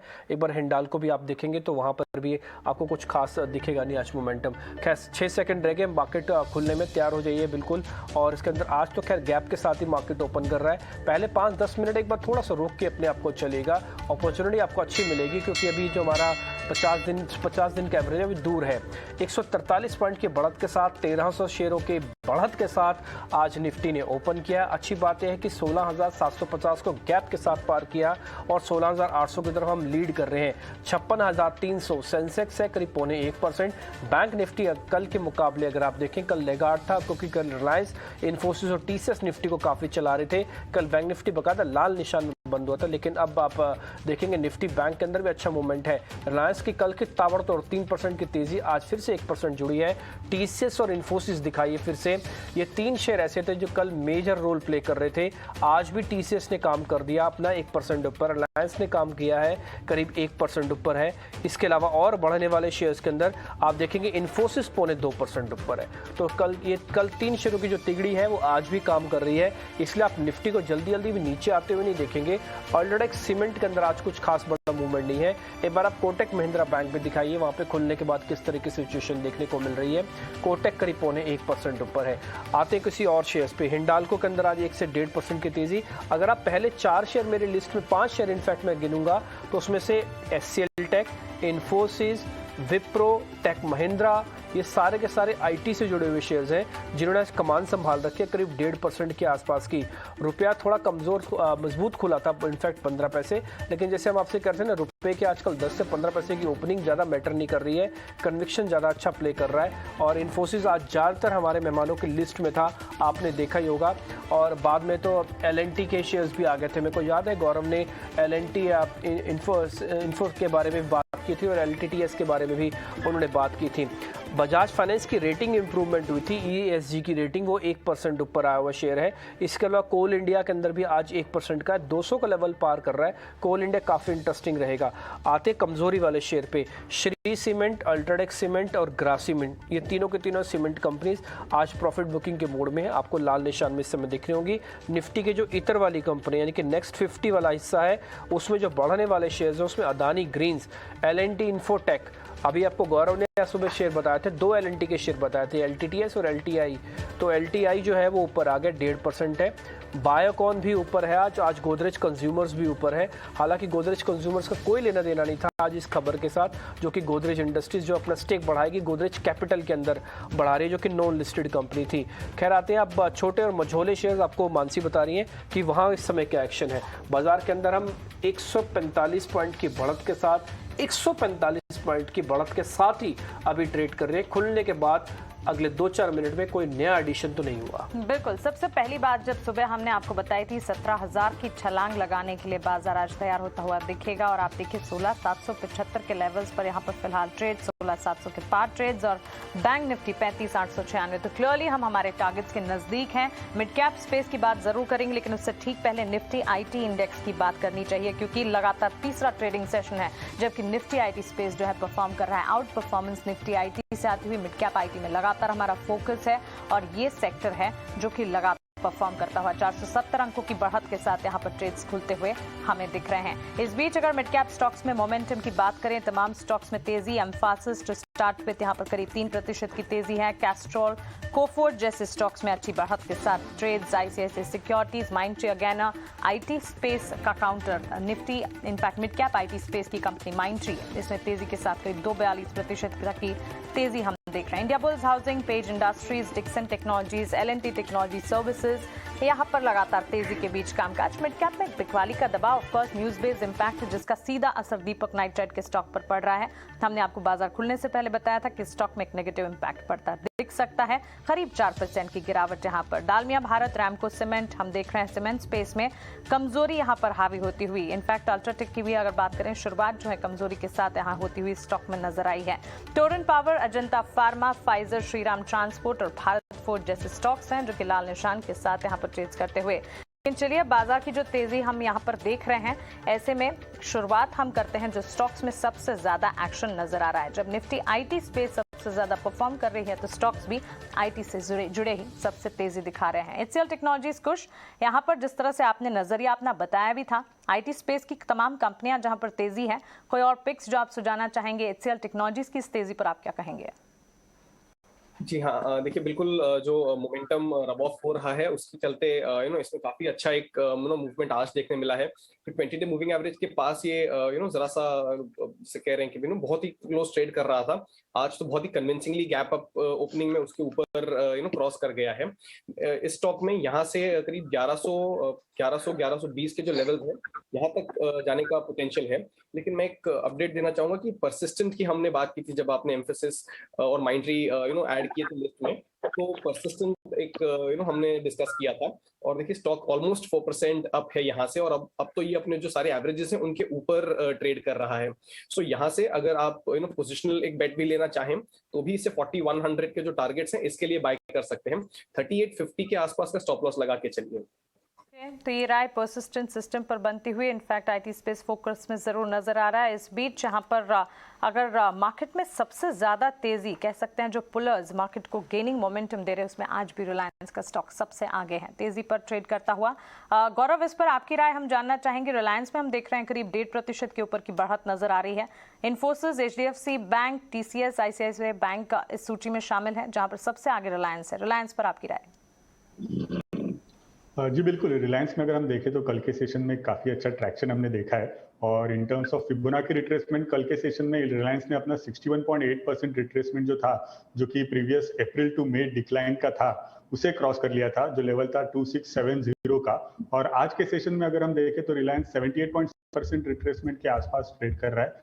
सो मेरा मानना है कि यहाँ पे थोड़ा कंसोलिडेशन हो सकता है, स्टॉक में थोड़ा सा प्रॉफिट बुकिंग भी आ सकता है। सो यहाँ पे फ्रेश बाइंग की सलाह नहीं होगी। अगर कोई ऑलरेडी लॉन्ग करके चल रहे हैं तो ये स्टॉक को होल्ड कर सकते हैं with stop loss of 2730, but fresh buying की सलाह नहीं होगी। एक कंसोलिडेशन हो सकता है 2730 से लेके ऊपर के और 2780 के रेंज में। राइट, चलिए आगे बढ़ते हैं, कुछ और स्टॉक्स की बात करते हैं। TCI एक्सप्रेस में एक टारगेट बढ़ा है। TCI एक्सप्रेस आज टॉप गेनर है मिड कैप में। इनफैक्ट डिलीवरी को भी लेके आई है, लास्ट 3 दिन तक 8%। BRL लॉजिस्टिक को भी जोड़ो आप, कई दिन से वो भी चल रहा था। इनफैक्ट डिलीवरी जब से लास्ट 3 दिन से डिलीवरी चल रहा था डिम्पी, और उसके चलते शायद ये पूरे जो लेगेसी ट्रांसपोर्टर्स हैं और लॉजिस्टिक्स कंपनीज हैं, उनमें भी कहीं ना कहीं वैल्यूएशन कैचअप हो रहा है। अभिषेक, डिलीवरी अपने आप को टेक्नोलॉजी बैक्ड लॉजिस्टिक्स कंपनी बोलती है, लेकिन आज हम देख रहे हैं कि पुरानी जो कंपनीज हैं, ये देखिए 10% इस हफ्ते चुका है VRL, TCI आज 8% है। आप लॉजिस्टिक्स को कैसे खेलेंगे अभिषेक? लॉजिस्टिक्स स्पेस में TCI का अगर आप देखेंगे, जिस हिसाब से डिलीवरी को आज मार्केट में वैल्यूएशन मिल रहा है, TCI आज भी काफी सस्ता है, अवेलेबल है राइट नाउ। और जिस हिसाब से एक कंसर्न ये था कि क्रूड प्राइस बढ़े हैं तो इसका इनका थोड़ा मार्जिन का रहेगा, बट वॉल्यूम नंबर्स काफी अच्छे थे राइट नाउ, और इंडस्ट्री में जो कंसोलिडेशन हुआ है उसका भी आगे जाके इनको बेनिफिट मिलेगा। सो TCI डेफिनेटली अभी एक कैचिंग अप एक्सरसाइज हो रही है राइट नाउ, और TCI डेफिनेटली अगर आप डिलीवरी का रिलेटिव वैल्यूएशन देखेंगे तो TCI आज भी सस्ता है और प्रॉफिटेबल है, जबकि डिलीवरी मैं एक रिपोर्ट पढ़ रहा था, वो 300 times OCF cash flow to OCF right now it's trading right now. तो वो डेफिनेटली TCI एक्सप्रेस में ये यहाँ से भी तेजी की जा सकती है। होटल स्टॉक्स आज भी चल रहे हैं, EIH आज 4% ऊपर है। कल परसों हमने देखा लेमन ट्री और शैले चल रहे थे। कुछ होटल स्टॉक्स में कहाँ पे बेट लेनी चाहिए? इनफैक्ट एक प्रोग्रामिंग रिमाइंडर, आज हमने 10-10 पे होटल कंपनीज के ऊपर एक स्पेशल डिस्कशन रखा है। आपको एक चार्ट भी लेके आते हैं कि लास्ट ईयर गॉन बाय में कितना एबिटा कमाया है इन कंपनीज ने, और इस हिसाब से अगर आप देखें एबिटा अपग्रेड जाना शुरू हो गए। लेमन ट्री और शैले दोनों में अब अपग्रेड्स आ रहे हैं उनकी कमाई के, क्योंकि ऑब्वियसली एक अच्छे साइकिल में स्टॉक चल गया, पूरा सेक्टर चला गया। तो इस पर हम एक खास चर्चा 10-10 पे करेंगे रॉयल ऑर्किड होटल के कंपनी से। बट चार्ट्स पे आते हैं कुछ, अगर आप कुछ, चिराग आपके पास आता हूँ मैं, क्योंकि हमने देखा चिराग की ये Taj group of hotels, Indian hotel ने बहुत one sided long trade reward किया, आज भी 250 रुपये की तरफ जा रहा है। तो अगर हम शैले और लेमन ट्री को खेलना चाहें या EIH फॉर दैट मैटर, किसके चार्ट्स अच्छे लगते हैं आपको चिराग?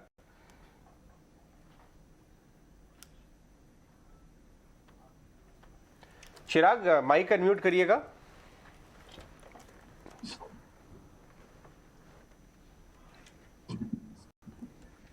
सॉरी, लेमन ट्री चार्ट पे बेटर प्लेस है, इसने एक इम्पोर्टेंट रेजिस्टेंस अभी क्रॉस किया है 75 का।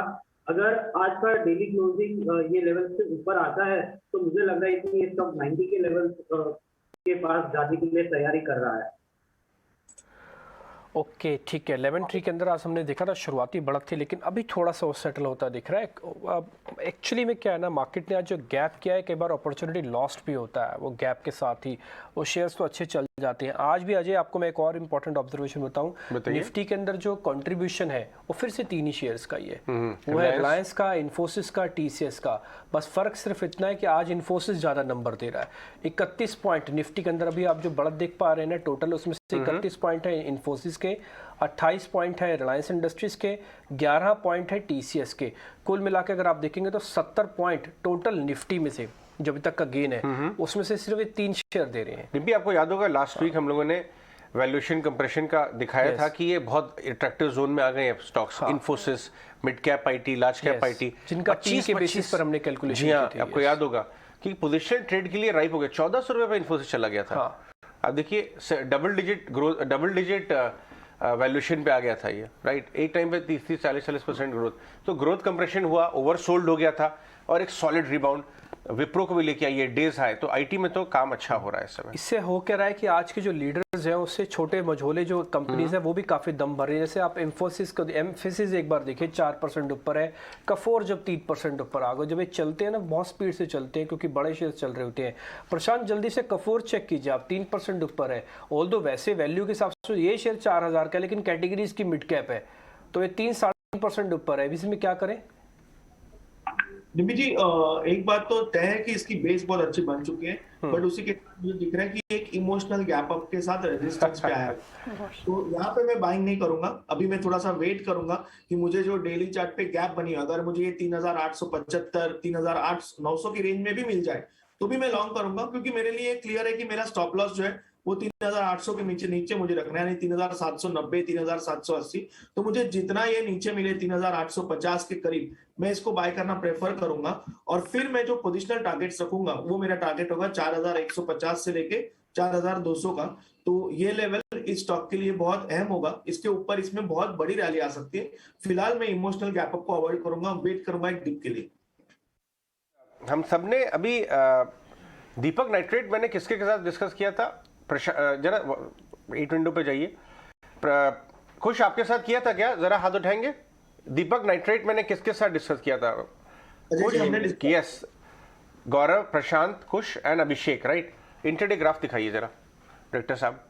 दीपक नाइट्रेट का ब्लास्ट तो बहुत बड़ा था, लेकिन उतना बड़ा नहीं कि ये स्टॉक को पूरा खराब कर दे। डेज हाई पे आ गया। इसका 1945 का 40 रुपए इंटरडे रिकवरी ये स्टॉक दिखा रहा है। जैसे हमने बताया था सुबह कि ब्लास्ट बड़ा है, लेकिन स्टॉक ब्लास्ट आउट नहीं हो रहा है, क्योंकि इतनी कड़क कंपनी है अंदर, इसका अर्निंग से बहुत इंपैक्ट नहीं होगा। मुझे कोई बता रहा था अभी, बाहर मैं बात कर रहा था कि ये एक्चुअली वेयरहाउस गोडाउन है। बिल्कुल। तो अगर ज्यादा लॉस होता है तो थोड़ा बहुत इन्वेंट्री को लॉस होगा, प्रोडक्शन केपेबिलिटी को नहीं। मैनेजमेंट से भी आपने चर्चा की तो वही निकल कर आया? नहीं, मैनेजमेंट ने अभी ऑफिशियली बात नहीं की है, वो लोग सिर्फ असेस कर रहे हैं। लेकिन आप देखिए इंटरडे रिकवरी उसमें 40 रुपए मिल गए ना। अगर आपने सुबह प्री मार्केट में लिया होता है, ये फिनो स्टॉक है बाय द वे, जितना होना चाहिए उतना बड़ा डेंट यहाँ पर बिल्कुल। और रिकवरी अच्छी है। और जैसे आप प्रशांत आपको बता भी रहे थे कि 1900 का एक स्टॉप लॉस लगा के एक अपॉर्चुनिटी है, अगर आप इसमें आना चाहें तो। इंट्राडे स्विंग्स हमने ये कहा था इन्वेस्टर्स को रखना है, ट्रेडर्स के लिए एक अपॉर्चुनिटी है, उसका फायदा तो आपको मिल ही रहा है। खैर, आज जिस शेयर से बिल्कुल नज़र नहीं हट रही है, वो कल भी ऐसे नहीं हट रही थी, वो था रिलायंस इंडस्ट्रीज। ताबड़तोड़ चले जा रहा है, 2.5% ऊपर हो गया, जिसकी वजह से निफ्टी अब 16,790 के आसपास पहुंच चुका है। रिलायंस इंडस्ट्रीज और कितना चलेगा खुश? आज के लिए हो गया, और कल के लिए, आज और कल का मिला के 5.5% हो गया है। 7 दिन का चार्ट दिखाइए एक बार, तो आपको 5.5% तो 2 दिन का है रिलायंस इंडस्ट्रीज। जी हाँ, 2850 ये लेवल है जो इस स्टॉक में हमें आते हुए दिख रहा है, जो इसका प्रीवियस हाई है, और वहाँ पे रेजिस्टेंस जोन है, बस उसी हिसाब से। पर 2850 आने तक इस स्टॉक में बाय ही रखिए। डिप्स मिलते हैं तो भी बाय करिए, और अगर पोजिशनल आप इसे होल्ड कर सकते हैं तो 3100 के जोन है, यहाँ भी स्टॉक आने वाले कुछ महीनों में जा सकता है। सो बाय ऑन डिप्स अगर आपने अब तक नहीं एंट्री की है तो अब भी कर लीजिए। आज भले ही 2850 ना आए, बट आने वाले कुछ दिनों में आप स्टॉक को उन लेवल्स के पास जाते हुए देख सकते हैं। एक शेयर मैं आपको और जरा नोटिस कराऊंगा, ये चिराग एक बार जरा आप देखिएगा, रेमंड में कल 20% का सर्किट लगा था, ऊपर गया था ये शेयर। आज हो रही इसके अंदर प्रॉफिट बुकिंग, ये शेयर 7% नीचे है। ऐसा तो नहीं कल जितना चला था उसका 50% रिट्रेस हो जाएगा, यानी कि 10% तक टूट जाएगा या आज में? अभी फिलहाल इंट्राडे वो सपोर्ट के पास है, 117570 जोन एक अच्छा सपोर्ट है। कल वहां पे उसने बेस बनाया था और नेक्स्ट लेग अप का स्टार्ट किया था। अगर आज ये इंट्राडे में सपोर्ट लेवल ब्रेक हो जाता है तो इमीडिएटली नेक्स्ट सपोर्ट लेवल आता है 1130 पे। फिलहाल तो क्लियर इंट्राडे सेल साइन में है ये, मैं इसको अवॉइड करूंगा बाय करना। फिलहाल रेमंड को अवॉइड करने की ही राय यहाँ पर आते हुए दिख रही है। लेकिन इस बीच रियल एस्टेट स्पेस को भी एक बार देखिए, क्योंकि लगातार हम देख रहे हैं रियल एस्टेट स्पेस, जहाँ पर मुंबई बेस्ड रियल एस्टेट की अगर बात करें, अब साउथ बेस्ड डेवलपर्स भी हैं जहाँ पर तेजी नजर आ रही है। प्रेस्टीज ऑफकोर्स मुंबई में भी वेंचर करने की कोशिश, इनफैक्ट उनके 2 प्रोजेक्ट्स लॉन्च भी होते हुए दिखे हैं। आज देखिए रियल एस्टेट में सबसे आगे प्रेस्टीज एस्टेट, उसके ठीक पीछे India bulls real estate, brigade और शोभा। अजय, जब हम बात कर रहे थे इनफैक्ट मुंबई के रियल एस्टेट स्पेस की, और जिस तरह के रजिस्ट्रेशंस मई में देखने को मिले थे, उसके ठीक बाद रियल एस्टेट में ट्रैक्शन नजर आ रहा है। देखिए, ये बात तो सही है कि फंडामेंटल्स बहुत स्ट्रांग है, लेकिन आपको एक एक स्टॉक जो है ना इस हिसाब से देखना पड़ेगा कि साउथ के आईटी हब में बड़े वेजेस हाइक हुए, तीन सैलरी हाइक्स एक साल में। Dimpy, can you imagine? मुझे जलन हो रही है ईर्ष्या से जब मैं पढ़ता था पेपर में कि एक साल में 3 बार सैलरी हाइक हो गई। तो ये पैसा जाता कहाँ है? ये मार्केट में तो आता ही है SIP में, बट ये एक फ्लैट ले रहे हैं। तो ये साउथ में जो है ना, south based Shobha of the world Prestige, अब बॉम्बे में होने लगा क्योंकि वॉल्यूम बहुत बढ़ रहा है बॉम्बे में। ऑफ कोर्स, बेंगलुरु अगर देखें वैसे खाली था ड्यूरिंग द लॉकडाउन, और अब क्योंकि वापस ऑफिसेस खुल गए। अब देखिए लोधा में कितनी तेजी आ रही है। और वैसे भी एक और बात भी है कि बेंगलुरु की मार्केट हमेशा से स्टेबल मार्केट रही है एज कम्पेयर टू मुंबई और दिल्ली की मार्केट के, जो कि बहुत ही वॉलेटाइल। लेकिन अब बॉम्बे बेस्ड डेवलपर्स में तेजी आ रही है। देखिए आप मैक्रोटेक काफी दिन से चल रहा था, इंडिया बुल्स। कौन बात कर रहा था मुझे याद नहीं आ रहा है। कल क्लोजिंग में मैक्रोटेक पे आई थिंक प्रशांत आप थे क्या, या कुछ थे? नहीं, कुछ हमारे साथ थे शायद। कुछ मैक्रोटेक पे आप बता रहे थे ना कि ये अच्छे अपट्रेंड में चल रहा है। बिल्कुल एब्सोल्युटली। और ये जो अप ट्रेंड है ये आज कंटिन्यू हुआ है, क्योंकि बहुत ज्यादा बढ़त नहीं है, 1% की ही है, but enough to push the stock above its 200 day moving average. तो यहाँ से एक नई तेजी स्टॉक में आ सकती है। और अगर मैं थोड़ा पोजिशनल टारगेट दूं इस पे, तो 1200 के लेवल्स जो हैं वो भी स्टॉक पे आते हुए दिख रहे हैं, और मोमेंटम बहुत स्ट्रांग है। अभी भी इतनी अच्छी बढ़त के बाद इसमें कहीं ओवर हीटिंग के संकेत नहीं है। सो यहाँ से भी लोधा मैक्रोटेक अच्छा लग रहा है। बिल्कुल, चेरी पिक करना है अब। और साउथ बेस्ड रियल एस्टेट भी फोकस में, और मुंबई रियल्टी तो है ही, लगातार हम वहां पर तेजी देख रहे हैं। लेकिन फार्मा स्पेस कुछ आपसे ही बात करूंगी, क्योंकि कल दोपहर स्टार हेल्थ पर मैंने आपसे बात की थी, और अब आप यहाँ पर अगर देखें, Glenmark pharma, Natco pharma, star health जैसे स्टॉक्स हैं जहां पर तेजी के बीच यहाँ पर ट्रेड्स नजर आ रहे हैं। हल्की सी बढ़त यहाँ पर दिख रही है, क्या यहाँ से और तेजी दिखेगी? जी हाँ, देखिए स्टार हेल्थ का भी जो स्ट्रक्चर है ये पिछले कुछ दिनों में काफी पॉजिटिव टर्न हुआ है। इसमें एक इमीडिएट बेसिस पे जो रेजिस्टेंस है वो 740 के जो जोन है यहाँ पे प्लेस हुआ है, और ये मल्टी मंथ रेजिस्टेंस जोन है। सो स्टॉक अगर यहाँ से बाउंस भी देता है तो उन लेवल्स के आसपास आके थोड़ा थम जाएगा। इसलिए अब यहाँ से मैं इसमें फ्रेश बाइंग इनिशिएट नहीं करूंगा, बिकॉज पे ऑफ रेशियो आपके फेवर में नहीं होगा। 690, 85, 685 के जो जोन है यहाँ पे सपोर्ट बन रहा है, तो पे ऑफ रेशियो नहीं है आपके लिए यहाँ पे फेवरेबल। सो इसे अभी अगर आपने पहले बाय किया है तो 700 के stop loss, trailing stop loss के साथ इसे राइड करिए 740 के टारगेट्स के लिए। अभिषेक, एक शेयर आपसे, इनफैक्ट शेयर क्या है, पूरा एक सेगमेंट ही आपसे पता करना चाहता हूँ, वो है पेंट वाली कंपनीज। आप देखिएगा ना, एशियन पेंट के अंदर उसका डेकोरेटिव बिजनेस का अच्छा शानदार चला, बर्जर है। अब इसमें दो मेजर ट्रिगर है, एक तो ग्रासिम का है कि वो 10,000 करोड़ रुपए लगाने वाला है, दूसरा क्रूड के अंदर 110-120 के रेंज अभी भी बनी हुई है। फर्स्ट हाफ इनका बुरा जाता है, सेकंड हाफ उतना ही अच्छा जाता है, क्योंकि फेस्टिवल सीजन आता है, इंस्टीट्यूशनल डिमांड आ जाती है। मेरे को आप बताइए, अगर मैं जून में आज खड़ा हूँ, आज है 3 तारीख, मेरे को दिसंबर तक ही लेना है, सेकंड हाफ में लेना है, तो क्या मैं किसी पेंट कंपनी को चुनूँ तो किसको चुनूँ फिर?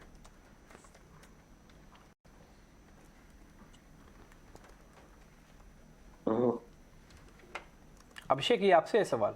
अच्छा जी, तो पेंट कंपनी में मेरा व्यू तो नेगेटिव है राइट नाउ। मेरा ये व्यू है कि आज ग्रासिम और जेएसडब्ल्यू जैसे प्लेयर अगर आप आ रहे हैं राइट नाउ, तो definitely they are not going to come for 5-10 हजार करोड़ का इन्वेस्टमेंट। ये काफी बड़ा जाके can be a Jio moment for the industry, जो मैं काफी टाइम से बोल रहा हूँ। तो ऑब्वियसली आगे जाके, और इनके पास डिस्ट्रीब्यूशन है, कैश फ्लो है, तो अभी तक जो एशियन पेंट्स की सुप्रीमेसी थी उसको एक नेक्स्ट 6 से 12 महीने आप, अपार्ट फ्रॉम ये 2 रीजन, इसके अलावा कंसोलिडेशन भी इंडस्ट्री में होना चाहिए राइट नाउ। और इसका इनको बेनिफिट, जो कंज्यूमर को बेनिफिट मिलेगा इसका इंडस्ट्रीज में मार्जिन वगैरह पे, इस पे काफी टाइम तक। अगर आप एशियन पेंट्स का भी देखेंगे तो लास्ट 2 साल का अगर आप देखेंगे तो उसमें एक जो ग्रोथ आया था, उसका एक जो लोअर एंड ऑफ सेगमेंट था, पुट्टी वगैरह, उसके कारण से वॉल्यूम ग्रोथ में काफी लास्ट 2-3 क्वार्टर से नंबर्स में आया था। मार्जिन एक पिछले क्वार्टर का ठीक था, नहीं तो उसके अलावा मार्जिन पे वो कंटिन्यूसली डिसअपॉइंट कर रहे थे। ये आगे जाके ये मेरे को लगता है कि इसमें थोड़ा और प्रेशर रहेगा, और मेरा पेंट सेक्टर पे मेरा व्यू नेगेटिव ही है। अभी थोड़ा रुकिए आप, इसमें काफी बेहतर अपॉर्चुनिटीज आगे जाके मिल सकती है। जो है वो 2800 रुपये हो गया है, तेजी तो आई हुई है, क्या ड्राइव कर रहा है इसको? एक तो हमने डेटा देखा कि जितना भी रिफाइनिंग है जो यूरोप जाना था रशिया से डायरेक्ट, वो सारा माल वाया इंडिया जा रहा है या एशिया जा रहा है। तो एशियन रिफाइनरीज को ये देखिए 5 साल का ग्राफ है, फ्रेश लाइफ टाइम हाई की तरफ जाता हुआ। क्या ये सस्टेनेबल है, इतने बड़े जीआरएम या ऑल दीज थिंग्स? अभिषेक? हाँ, रिलायंस में मेरा व्यू, रिलायंस में ये सस्टेनेबल नहीं है, बट इवेंचुअली आप जो मार्केट में रैली आई है, रिलायंस में जो रिफाइनिंग का जो तेजी आई है, उस हिसाब से रिलायंस में अभी भी तेजी नहीं आई है। आप 27 से 10% तेजी, कोई इतना बड़ा तेजी नहीं है जिस हिसाब से रिफाइनिंग। और ये क्वार्टर एक वन ऑफ रहेगा, अभी थोड़ा सा नीचे भी आए हैं refining margin, but overall basis पे अगर आप क्रैक्स वगैरह, डीजल वगैरह में देखेंगे, ये इनको बेनिफिट मिला है।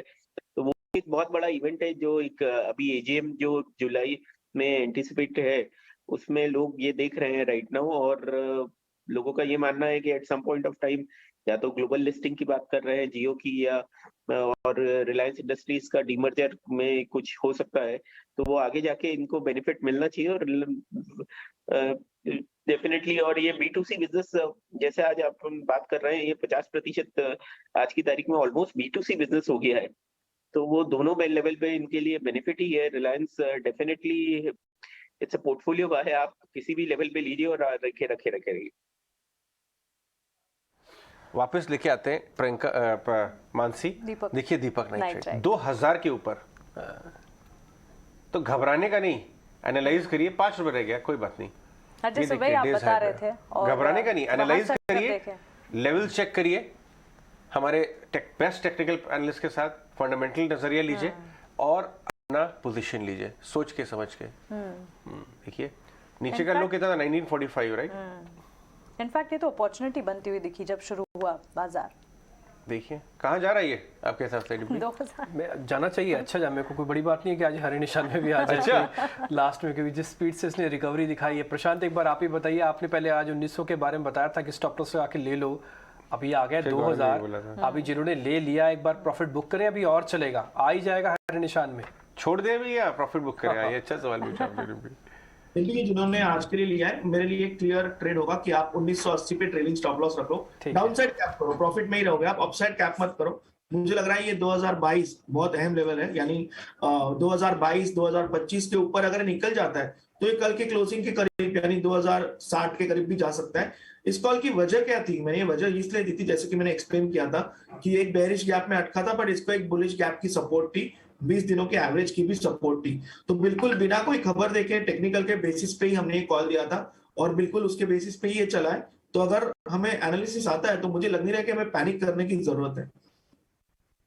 डेडली कॉम्बिनेशन होता है एक्चुअली, जब फंडामेंटल और टेक्निकल्स दोनों मैच कर जाए। टेक्निकल एनालिस्ट अपने टेक्निकल बेसिस पे कह रहे थे शेयर खराब नहीं है, न्यूज़ के हिसाब से अजय ने बहुत अच्छे से आपको डिस्क्राइब किया। तो वेयर हाउस है, सिर्फ एक होगा तो ज़्यादा सा स्टॉक्स में 19-20 होगा, कोई खबर नेगेटिव आई नहीं, किसी की डेथ की फॉर्चुनेट है कोई खबर नहीं आई, तो ग्रुप अच्छी कंपनी है, 10-10 गुना रिटर्न दे चुके हैं 3-3 साल के अंदर। तो सारी की सारी चीज़ें इंडिकेट करती है कि आप ऑन द राइट डायरेक्शन है। पैनिक में नहीं आना, बल्कि आपको उसको सोच समझ के ठंडे दिमाग से सोच के फिर चलना है। और ये जो फंडामेंटल और जो टेक्निकल्स का जो कॉम्बिनेशन आपको यहाँ मिल रहा है, डेडली कॉम्बिनेशन है, और उम्मीद तो करते हैं आगे चल के आपको और बेहतरीन स्टॉक्स मिलते रहेंगे। At day high, almost at day high ये स्टॉक ट्रेड करता हुआ नजर आ रहा है। दीपक नाइट्राइट हरे निशान में बदलता है कि नहीं, इस पर जरूर नजर होगी। लेकिन हाउसिंग फाइनेंस स्पेस पर भी एक बार राय लेनी, क्योंकि जिस तरह से हम देख रहे हैं कंस्ट्रक्शन बढ़ता हुआ दिख रहा है, हाउसिंग फाइनेंस स्टॉक्स में भी इसका एक इम्पैक्ट जरूर पड़ना है। इंडिया बुल्स हाउसिंग फाइनेंस पर कुछ अपनी राय दीजिए। अच्छी तेजी के साथ करीब 4% के अपमूव्स आज इस स्टॉक में देखे जा रहे हैं। पिछले कुछ सेशंस के ट्रेंड को अगर देखें, तेजी कायम है। क्या लगता है यहाँ से बढ़त और दिखने को मिलेगी?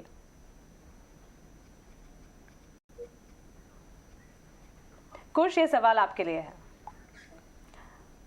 Okay Abhishek, fundamentally Indiabulls housing finance पर अपना नजरिया आप बताएं। देखिए इंडिया बुल्स हाउसिंग में फंडामेंटली तो ये व्यू अभी आज की तारीख में वैल्यू वाइज तो अट्रैक्टिव है, बट ये प्रमोटर का इशू है।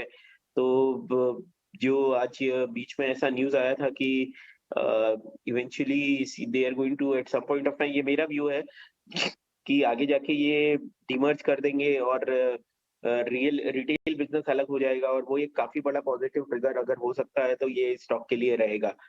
India bull real estate view कि अगर आप एग्रेसिव इन्वेस्टर हैं तो ही लीजिए, नहीं तो आप रुके रहिए। राइट नाउ ये it can be a very good fund आगे जाके। एक और इंटरेस्टिंग खबर आपके नीचे चल रही है फ्लैश पे, इनफैक्ट डिम्पी हम बात भी कर रहे थे इस पे, ये जो कल फैट फिंगर का मामला था, आपने कैसे एनालाइज किया, क्या हुआ था? एक्चुअली हुआ क्या है, कल अजय 2-2 बजे 2:30 बजे के आसपास एक ऑप्शन ट्रेड था जिसमें 25,000 लॉट एक साथ मारे गए, क्योंकि वो कल वीकली एक्सपायरी होती है। तो टिपिकली हीरो जीरो वाले जो ट्रेड होते हैं 15-15, 20-20 पैसे या 1-1 रुपये वाले, कल वहाँ पे करीब 14,500 की जो स्ट्राइक है वहाँ पे ट्रेड किया गया। हालांकि सेबी ने कर्व कर रखा है कि आप deep out of the money calls और out of the money puts के अंदर सौदे ना मारें, ताकि नॉन जेन्युइन ऑर्डर्स ना लगे। अगर आप किसी अच्छे ब्रोकिंग हाउसेस पे जा रहे हो तो बाकायदा कर्व कर देता है, आपको सौदा ही नहीं डालने देता, क्योंकि वो स्ट्राइक सिर्फ 5 के ऊपर की या 5 नीचे की स्ट्राइक को ओपन करके रखता है। लेकिन फिर भी कई ऐसे सॉफ्टवेयर अभी भी मार्केट के अंदर चल रहे हैं जहाँ पे आप deep out of the money calls put के अंदर जाके भी सौदा लेते हैं। तो मेंबर्स को बोला गया है कि आप नॉन जेन्युइन ऑर्डर्स ना डालें। ये ऑर्डर्स डालने से मार्केट की वॉलिटिलिटी बढ़ती है और उसके बाद अगर वो ट्रिगर हो जाता है किसी वजह से तो वो फिर मार्केट को जिटर करता है। आपको ध्यान होगा एमके का भी एक बार सौदा लगा था, मार्केट 700 करोड़ रुपए का झटका लगा था, एक दिन में मार्केट भी हिल गया था, लेकिन उन्होंने ऑनर किए थे। बाद में उन्होंने ऑनर किया पूरे कॉन्ट्रैक्ट। कल भी कुछ ऐसे ही है कि 200-225 करोड़ रुपए का नंबर सामने निकल के आ रहा है कि कल कुछ ऐसा हुआ है, फैट फिगर कहते हैं इसको हम, लेकिन ब्रोकर का नाम नहीं आ रहा है। अभी ब्रोकर का नाम अभी सामने नहीं है, अभी पड़ताल जारी है, अब होगा तो जल्दी जैसे ही आपके सामने आएगा तो वो बता देंगे। लेकिन हाँ, आप भी थोड़ा सतर्क रहिए, ये 15 पैसे 20 पैसे 50 पैसे 2-2 रुपए वाली कॉल से थोड़ा दूर रहें। हम कहाँ पे 16,000 पे ट्रेड कर रहे हैं, 14,500 की स्ट्राइक पे, अगर 2,000 पॉइंट्स के दूर की स्ट्राइक पे कोई सौदा लगेगा तो आपको थोड़ा सचेत तो रहना ही होगा इस चीज़ को लेकर। अजय बिल्कुल, तो चलिए एक बड़ी खबर है और ऐसी चीज़ों से काफ़ी हद तक अपने आप को बचा कर रखे राय ही आती हुई, लेकिन इस बीच बाजार में कहां पर ट्रेंड नज़र आ रहे हैं, एक बार फिर से बाजार की तेज़ी कहां पर है, स्टॉक स्पेसिफिक एक्शन कहां पर दिख रहा है, इस पर नजर करते हैं। यहाँ पर इंटेलेक्ट डिजाइन अरीना का स्टॉक अगर देखें करीब 4% के अप मूव्स दिखा रहा है। होटल स्पेस से जुड़ी कंपनियां एच होटल्स भी हैं और HEG, 3 स्टॉक्स में अच्छी तेजी के साथ ट्रेड यहाँ पर नजर आ रहे हैं। गौरव, आपसे जानना चाहेंगे, इंटेलेक्ट डिजाइन का स्टॉक एक बार टीवी स्क्रीन पर लाइए डायरेक्टर साहब, और इसमें तेजी के साथ ट्रेड्स नजर आ रहे हैं, इस स्टॉक को आप कैसे वॉच आउट कर रहे हैं? 5% के अप मूव्स हैं यहाँ पर। जी बिल्कुल, एक काफ़ी अच्छा ब्रेकआउट दिया इस स्टॉक ने आज के सेशन में। कल और इनफैक्ट लास्ट 3 सेशन का अगर हम कंसोलिडेशन देखें तो वहां से आज ये ब्रेकआउट आया है। साथ ही साथ अपने daily averages 40 day exponential moving average को भी ये स्टॉक आज क्रॉस कर रहा है। आर्ली बोलिंगर बैंड्स जो है वो काफ़ी कॉन्ट्रैक्ट हो चुके थे और उसके बाद अभी ये एक्सपांशन आ रहा है, जो कि सजेस्ट कर रहा है कि ये जो मूव है वो सस्टेन हो सकती है आने वाले समय में। सो मेरा मानना है कि ये करंट लेवल पे भी स्टॉक में बाइंग करी जा सकती है। स्टॉप लॉस रहेगा 700 का और first target on the upside will be 750, और अगर ये 750 के ऊपर भी सस्टेन हो सकता है तो 790 तक के लेवल्स भी आने वाले समय में देख सकते हैं। सो मेरा मानना है कि ये अच्छा ब्रेकआउट आया है और आने वाले समय में सस्टेन भी हो सकता है। ओके, ब्रेकआउट है और ये सस्टेन होने के पूरे अनुमान नजर आ रहे हैं। लेकिन आज सुबह जब कोटक बैंक की एक्सक्लूसिव बातचीत की एक झलक हमने आपको बताई थी, वादा किया था कि पूरी बातचीत का एक बड़ा चंक भी हम आपको बताएंगे। होलसेल बैंकिंग, सक्सेशन प्लानिंग और लोन ग्रोथ को लेकर हमारे सीनियर एडिटर अजय शर्मा ने कोटक महिंद्रा बैंक के बोर्ड मेंबर KVS मनियन से खास बातचीत की है। आइए सुनते हैं ये चर्चा। हमारे साथ एक खास बातचीत में आज KVS मनियन शामिल हो रहे हैं ET Now स्वदेश पे। मिस्टर मनियन, आपका बहुत बहुत स्वागत है। मनियन साहब बहुत सारे पोर्टफोलियोज देखते हैं कोटक बैंक में, wholesale banking, institutional equities, investment banking, काफ़ी सारी चीज़ें देखते हैं। आज हमसे बात करने के लिए बहुत बहुत धन्यवाद। सबसे पहले मैं होलसेल बैंकिंग की बात करूंगा। जब भी हम ग्रोथ की बात करते हैं, अभी तक बड़ा कंट्रीब्यूशन रिटेल लेड है क्रेडिट ग्रोथ में। आपको कैसा दिख रहा है, आपको विजिबिलिटी क्या मिल रही है कि क्या कॉर्पोरेट से भी डिमांड बड़े लोन की, होलसेल लोन की आगे महीनों में कुछ इंप्रूव हो सकती है? मुझे ऐसा लगता है कि ये प्रोसेस करीब 12 महीने में हमें दिखेगा, कॉर्पोरेट साइड से डिमांड दिखेगा। क्योंकि क्या हुआ है कि काफी कंपनियां जो बड़ी कैपेक्स करती हैं, जो ट्रेडिशनल कमोडिटी कंपनीज हैं, स्टील, उस तरह के जो कंपनीज हैं, उन्होंने काफी अच्छा मुनाफा कमाया है। आप नंबर्स देखेंगे, लास्ट 1 साल के नंबर्स, तो काफी अच्छा मुनाफा कमाया है। तो उनके इंटरनल अप्रूवल्स इतने स्ट्रांग हैं कि उनके कैपेक्स प्लान्स जो हैं वो अभी उनके इंटरनल अप्रूवल से फंड हो रहे हैं काफी। सो मेरे ख्याल से कुछ और महीनों में जब वो अपना इंटरनल अप्रूवल्स यूज कर लेंगे कैपेक्स में, फिर दे विल प्रॉब्ली बैंक की तरफ देखेंगे, कुछ बोरोइंग्स करने के लिए सोचेंगे। सो मेरा ऐसा मानना है कि करीब 12-18 महीने में ये हमको दिखाई देना शुरू होगा। मिस्टर मनियन, आपकी जो कोटक महिंद्रा की जो पेडिग्री है कैपिटल मार्केट्स की, अब आप उसको इनफैक्ट अल्ट्रा HNI और बड़े इन्वेस्टर्स को आपने काफ़ी डिफरेंट बिजनेसेस में अच्छा काम किया है। अब आप मास एफ्लुएंट को भी टारगेट कर रहे हैं डिजिटल अपने प्रोडक्ट्स के थ्रू। किस तरह के नंबर्स का पोटेंशियल आपको दिखता है और आपको बड़े इन्वेस्टर्स क्या बड़ी तादाद में मार्केट में आते हुए ये एक स्ट्रक्चरल ट्रेंड दिखता है आपको? पहले तो मैं आपका सेकंड क्वेश्चन आंसर कर दूं कि ये बिल्कुल इन्वेस्टर्स मार्केट में आने का ट्रेंड तो दिखता ही है। आप यदि डीमैट अकाउंट्स ओपनिंग और म्यूचुअल फंड फोलियोज का ट्रेंड नोटिस करेंगे तो ये तो दिख ही रहा है, और SIPs का ट्रेंड नोटिस करेंगे। और आप ये भी नोटिस करेंगे कि लास्ट 1-2 साल में जितना इंडियन डोमेस्टिक इंस्टीट्यूशंस का स्ट्रेंथ बढ़ा है कंपेयर टू फॉरेन इंस्टीट्यूशंस, ये इसलिए बढ़ा है कि डोमेस्टिक इन्वेस्टर्स, रिटेल इन्वेस्टर्स ने पैसा उसमें म्यूचुअल फंड्स में डाला है। सो मेरे ख्याल से ये ट्रेंड बहुत स्ट्रांग है और फिर भी मेरे ख्याल से अभी भी हम टिप ऑफ द आइसबर्ग में हैं, क्योंकि अभी भी आप देख लें, कोई डुप्लीकेशन निकाल के देखें, 5-6 करोड़ इन्वेस्टर्स अभी भी एक्टिव हैं मार्केट में, जो 10,000 रुपए से ज्यादा मार्केट्स में डालते हो। तो इंडिया के पॉपुलेशन के लिए 5-6 करोड़ इन्वेस्टर की संख्या जो है ये बहुत छोटी है और मेरे को ऐसा लगता है कि इसमें अपसाइड पोटेंशियल बहुत हाई है। लेकिन ये जो इसके ग्रोथ के लिए ये इंपॉर्टेंट है कि उनको कैसे गाइड किया जाए इनटू द मार्केट। तो दैट इज वेयर मेरे को लगता है कोटक जैसे एंटिटीज जो डोमेन एक्सपर्टीज रखते हैं इन्वेस्टमेंट और वेल्थ मैनेजमेंट एरिया में, जो हम डेमोन्स्ट्रेट कर चुके हैं प्राइवेट बैंकिंग और प्रायोरिटी बैंकिंग एरिया में, और डिजिटल कॉम्पिटेंस रखते हैं जैसा कि हम डेमोन्स्ट्रेट कर चुके हैं 811 जैसे बैंकिंग प्रोडक्ट्स लॉन्च करके, हमारे पास दोनों एक्सपर्टीज है। हम ये समझते हैं कि दोनों एक्सपर्टीज को हम एक साथ लाएं तो ये पॉसिबल है कि हम कस्टमर्स को एक नया प्रपोजिशन दे सकें जो उनको दैट विल एनकरेज देम, उनको प्रोत्साहन देगा इन्वेस्ट करने में मार्केट में। तो मेरा मानना है कि इसमें बहुत बड़ा पोटेंशियल है और Kotak Mahindra group wants to make big initiative in this, इसलिए हमने आज कोटक चेरी लॉन्च किया है जो इस ड्रीम को रियलिटी में बदलने की कोशिश करेगा। एक्सीलेंट। कोटक महिंद्रा की बात करें तो आजकल तो सबके जुबान पे एक ही बात हो रही है कि succession plan Kotak Mahindra bank में किस तरह चल रहा है, क्या इंटरनली नए नेक्स्ट सीईओ को ढूंढा जाएगा, प्रेफर करेंगे या बाहर से, वो सब बात चल रही है। और जय कोटक जी का भी रोल कैसा चल रहा है, वो कौन कौन से डिपार्टमेंट्स में काम कर रहे हैं, कैसे उन्हें ग्रूम किया जा रहा है, तो कुछ हमें अगर आप शेयर कर सकें अपने शेयर होल्डर्स और हमारे व्यूअर्स के लिए। देखिए, इसमें कंपनी ने ऑलरेडी ऑफिशियल अपना पोजीशन पब्लिक किया हुआ है। ये अभी प्रीमेच्योर है। मिस्टर उदय कोटक दिसंबर 23 तक सीईओ हैं और अभी काफी टाइम है, और जब at the right appropriate time board और कोटक का नॉमिनेशन, एनआरसी जिसे कहते हैं, नॉमिनेशन एंड रेम्युनरेशन कमेटी और बोर्ड ये डिसीजन लेंगे और आप वेट कीजिए उसका, तभी उसके बारे में बात की जा सकती है। जय कोटक पहले इन्वेस्टमेंट बैंकिंग में काम किया उन्होंने थोड़े टाइम तक, फिर अभी कंज्यूमर बैंक में काम करते हैं।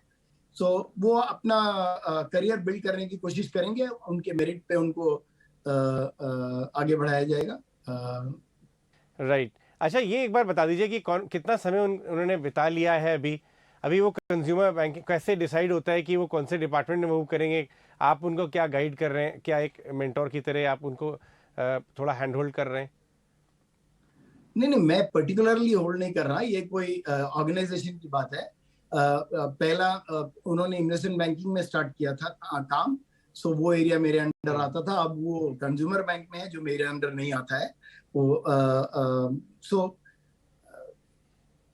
अभी उनका इंटरेस्ट कहाँ पे है ये देख के और उनका स्किल कहाँ पे बेस्ट यूज किया जा सकता है ये देख के हम, जैसे सब एम्प्लॉइज को ये अपॉर्चुनिटी होती है कोटक ग्रुप में, कोटक ग्रुप में काफी लोग, मैं खुद कई डिपार्टमेंट्स मूव किया हूँ in my long career here, तो ये हमारी फिलॉसफी रही है कि हम लोगों को एक डिपार्टमेंट से दूसरे डिपार्टमेंट मूव करते हैं so that we can build competent managers over a period of time.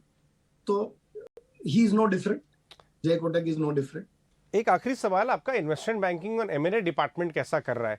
काफ़ी बॉयंसी थी डील्स की, आईपीओ फंड रेजिंग की, जहां Kotak of course top of the league है, उसके बारे में बताएं, कहां से इंक्वायरीज आ रही हैं, क्या कुछ बदलाव देख रहे हैं आप प्रमोटर्स और इन्वेस्टर दोनों के माइंड में साइकिल चेंज होने की वजह से?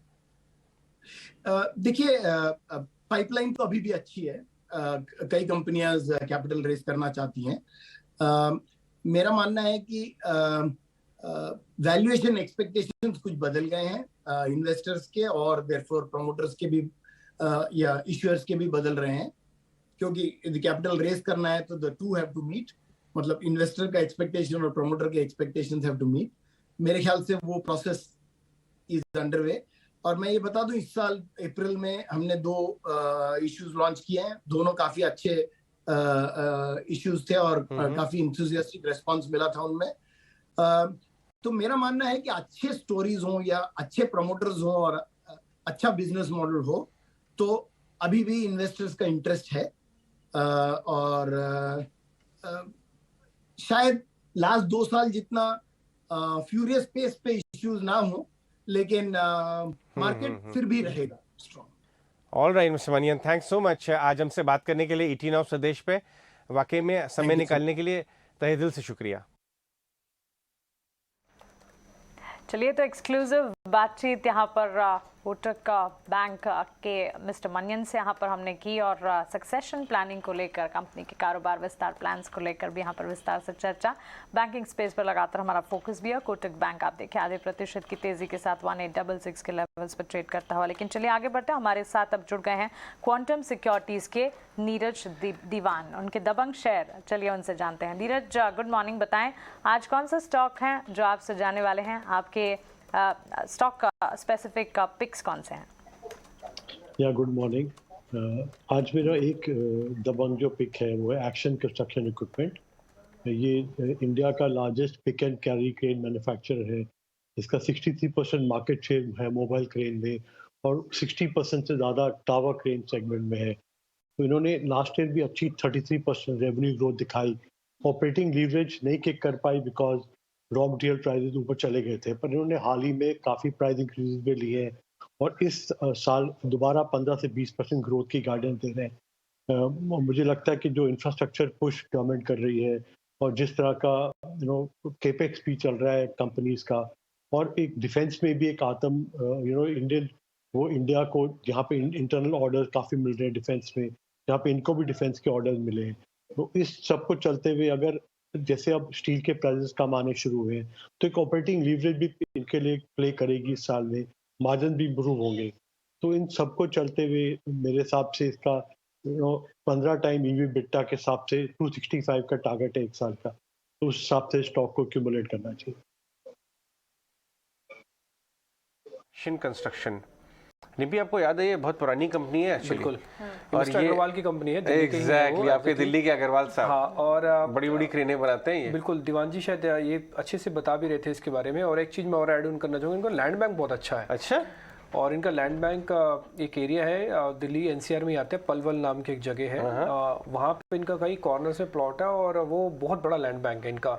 और आपको ध्यान होगा जब उत्तराखंड में और कई ऐसे स्टेट्स हैं जहाँ पे एक डेवलपमेंट का प्रोग्राम चला तो एक्शन कंस्ट्रक्शन इक्विपमेंट के ज़्यादातर इक्विपमेंट वहीं थे। पहले जॉइंट वेंचर में बनाते थे लेकिन अब इनके खुद से सेटअप हो चुके हैं।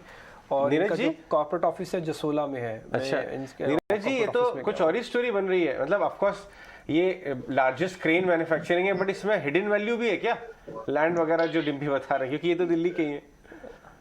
तो हम लैंड वैल्यू को कुछ वैल्यू नहीं कर रहे हैं। अगर आप प्योर बिजनेस भी देखें, हम तो प्योर बिजनेस के हिसाब से बात कर रहे हैं। ये और एक्सपेंशन कर रहे हैं। अच्छा, और हैवी क्रेन्स के अंदर 100 टन 160 टन, बिकॉज ये इस साल के एंड में लास्ट ईयर में ये कंपनी डेट फ्री हो गई है, बल्कि इन्होंने कुछ QIP किया था, उसका पैसा भी पड़ा है इनके पास। तो ये फर्दर इस साल 50 करोड़ अपने केपेक्स में लगाएंगे। उसके अलावा थोड़ी 2-3 छोटी मोटी एक्विजिशन की बात भी कर रहे हैं। तो वो सब चलते हुए और अपनी पोजीशन कंसोलिडेट करेंगे बिजनेस में इस साल में। ओके, बिल्कुल मिस्टर दीवान, शुक्रिया आपका ये स्टॉक हमें बताने के लिए। और अब अजय, हम कल भी स्टॉक को डिस्कस कर रहे थे। पिछले एक हफ्ते की अगर बात करें, करीब 10% के अपोज स्टॉक में देखे जा चुके हैं। मानसी देखिए, नीरज जी के स्टॉक चलते जरूर हैं। पहले पूना वाला फिनकॉर्प, अभी देखिए एक्शन का, इस पर जरूर नजर रखेंगे हमारे व्यूअर्स और ट्रेडर्स भी।